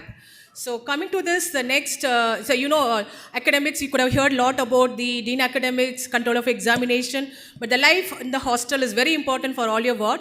We have lots of events being conducted in the hostel, both MH and LH. The most sought out event is the Freshers Meet. So this is the first place for you to show what the talent you have. after this, because VIT is the place not only for your education, it is about you team build and about to develop your whatever you have developed from so far until now. So this freshers meet is being done in both LH and MH, and we have especially for the ladies hostel a self-defense class. This is done by the Krav Maga from the Chennai. They come and train the students, and this is done for all the hostelers in case you need to use it, and this has been already done here. And like after every event, after the assessment exam, CAT 1, CAT 2, we arrange a DJ. So students really enjoy with that, and we celebrate all events here, all national events, starting from Holi to Pongal to Diwali, whatnot. Everything is done within the hostel, and so few pictures of that. Yes, this is our men's hostel ornogram. So director followed by the chief warden, and there are two associate chief warden, and all the individual blocks are all assigned with the professor as a wardens. So you can have their numbers whenever you are visiting the block, and you can talk with other than the proctor, they are also one point contact for the hostel stay. And these are all the contact numbers of all the blocks where your wards are staying, which is available in the VIT website. You can go get into the VIT website and take all the contact details of all the blocks. And those numbers will be ringing throughout the year 24/7. If any number is not attended, you can contact any other number, because don't think that only the particular block contact number you need to contact. So if it is not working, you can contact any number. I'm Dr. Nirmala, the professor in the chemical engineering, as well as taking the position as a director. And we have Dr. Maithili, is a professor in the Biotech, and Dr. Jagadishwari from the mathematics school. We three, the administrators, and then we have a block supervisors and cleaning supervisors. And this is the mail ID of the hostel and the contact number, and this contact number is only during the office hours. And as mentioned, please make a note wherever you're going to register your ward, make a note of the intercom number, because that will be always available 24/7. Dog supervisor will be there. If at all you can't reach your ward and their friends, then the first and always resources is the block number. Whether it is a G block or B block or whatever the block your ward is, note down the intercom number. So, and we can understand that you all interested VIT, and we can see our students are lots of anxious, and you parents as well as you trusted on us, and we go with the saying VIT hostel is home away from home. Thank you. Thank you so much. Wish you all the very best. Best wishes.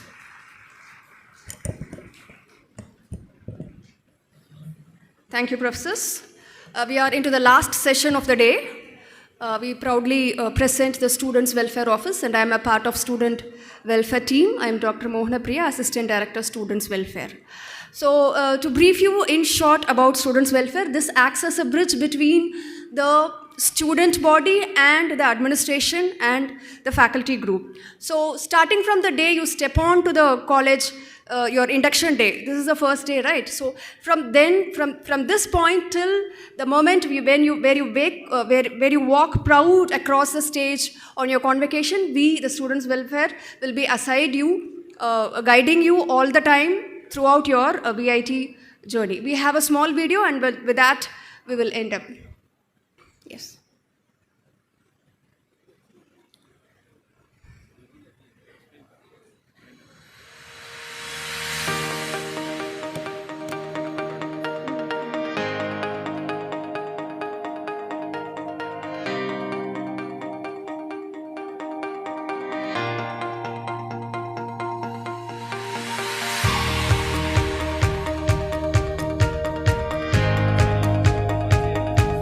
All the first year events. So as a freshman, you will be involved in participating these events.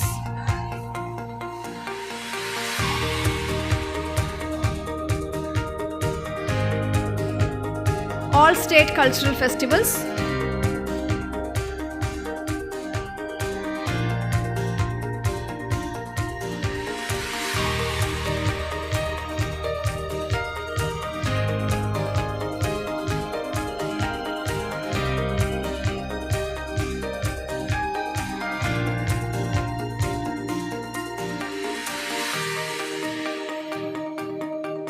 We even have New Year celebrations,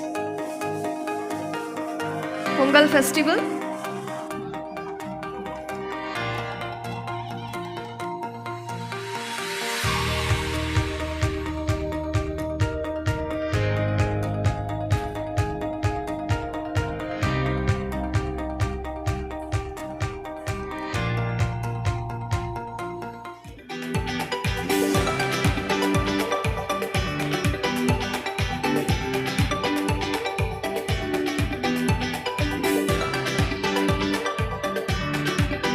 all national festivals.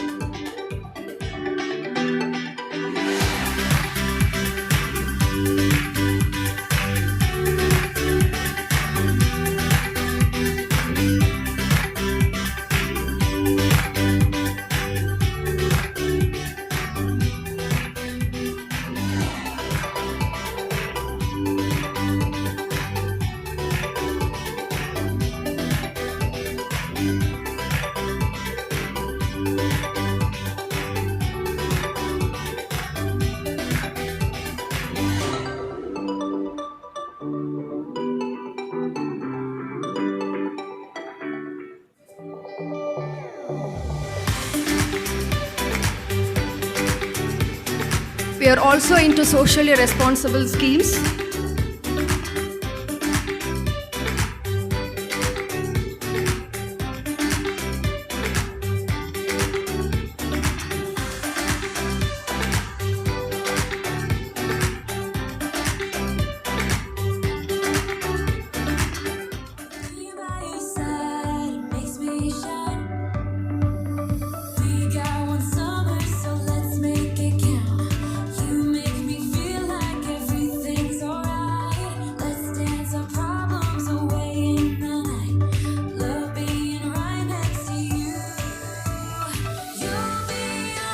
We have our technical teams who always win laurels to VIT from several parts of countries.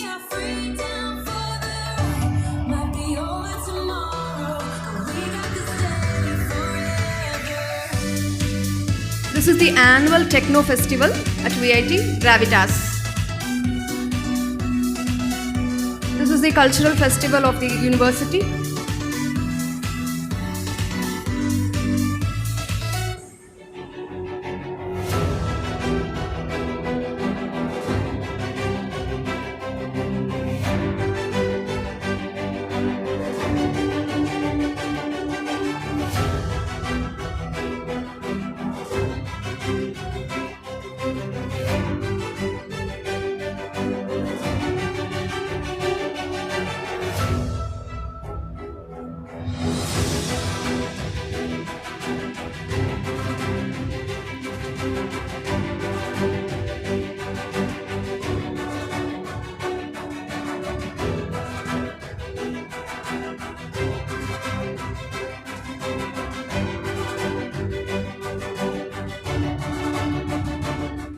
And it keeps going on. I will now briefly present our team.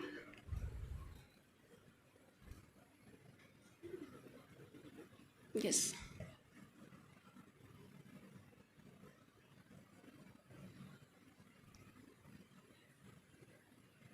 So we, the Students' Welfare Office, consist of 7 energetic professors, starting from, our director is Professor C.D. Naiju. He's unable to make up for the day today. Then we have Dr. Raju J. Then myself, Dr. Mohana Priya, your MC for the day. Then we have Dr. Varalakshmi. Then we have architect Dinesh Raghavan. Then we have Pradeep T, Dr. Pradeep T. Then Dr. Rajashekar Reddy Mudra. So we as a 7 members, like along with our director, comprises the Students' Welfare Office along with 7 supporting faculty who are sitting in the console. So we will guide you, we will be alongside with you, starting from if you have any mental issues to the financial aid, the Student Welfare Office will resolve it as soon as possible. And that is why students will be always buzzing into our office, and our office records the highest footfall of any administrative hub at VIT.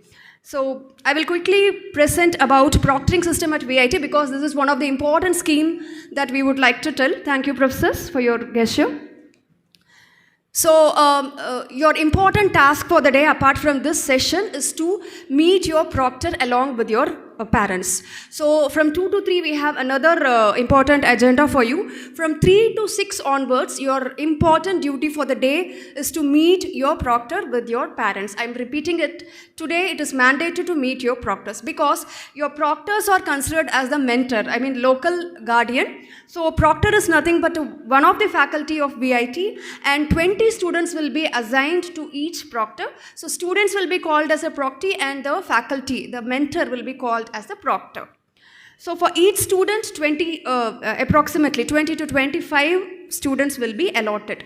So it is important to meet your proctors today, that is during the admission. Before CAT 1 will be your internal assessment test.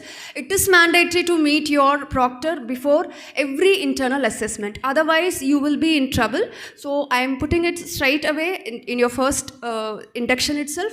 So parents also, please make a point of it. Advise your students, your wards, to meet your proctors from the very day 1. And before CAT 2, before your semester exam and beginning of the next semester. Even if you don't have any problem, just go straight away to your proctor's cabin or office and tell that everything is fine, I'm doing fine, everything is fine in the classroom, everything is fine in the hostel. That one word will let your proctor know that you're happy in the campus. So, everything is e-enabled, and today if you meet your proctor, that will also be recorded on B.Tech. So every meeting every interaction that you make with your proctor will be recorded and your parents will be able to see it, okay? So that is all. I'm not taking time to describe about this all. You will get to know in the coming days. 5 important code of conduct we would also like to tell. One important thing is smoking and using alcohol is strictly prohibited in the campus. If it is encountered, we take strict actions just because of the peer pressure, just to gel in with the peers. Please don't indulge in these activities. If you are into it, we will take strict action ranging from suspension for a semester or 2 semesters or even expulsion. Substance abuse is strictly prohibited, and the punishment is straight away the expulsion from the institute. Second thing, you are not allowed to visit the remote places where there is no crowd. And if you visit such remote places just because of your peers' pressure, and that is also considered as a misconduct. And so please don't indulge in all. You are requested to first of all read this code of conduct which is present in the VIT website. So please go through it and make sure you are not getting trapped into any of the misconduct, because if you fell into the misconduct list, and that will be maintained until you leave the campus. So in the first session itself, we would like to make it clear, please don't fall prey to the misconduct behaviors. With that, I would like to conclude. Any issues you can come. If you have any issues, you can come to our office. Our office is located at PRP Annex 204. It is not PRP, it is PRP Annex 204. You can come. We are always there to help you. Our entire motto is to have a happy campus life. Thank you all. So we have come to an end of the orientation session. May this day be the start of meeting your lifelong friendships and creating unforgettable memories. Thank you all. Yeah. So by the time you move, I will also announce a few important things. You can just listen and move in the same way. We have food stalls, and hope most of you would have used it. We have other facilities, restrooms over the other side, and we have stalls, bank stalls, 5 important bank stalls put up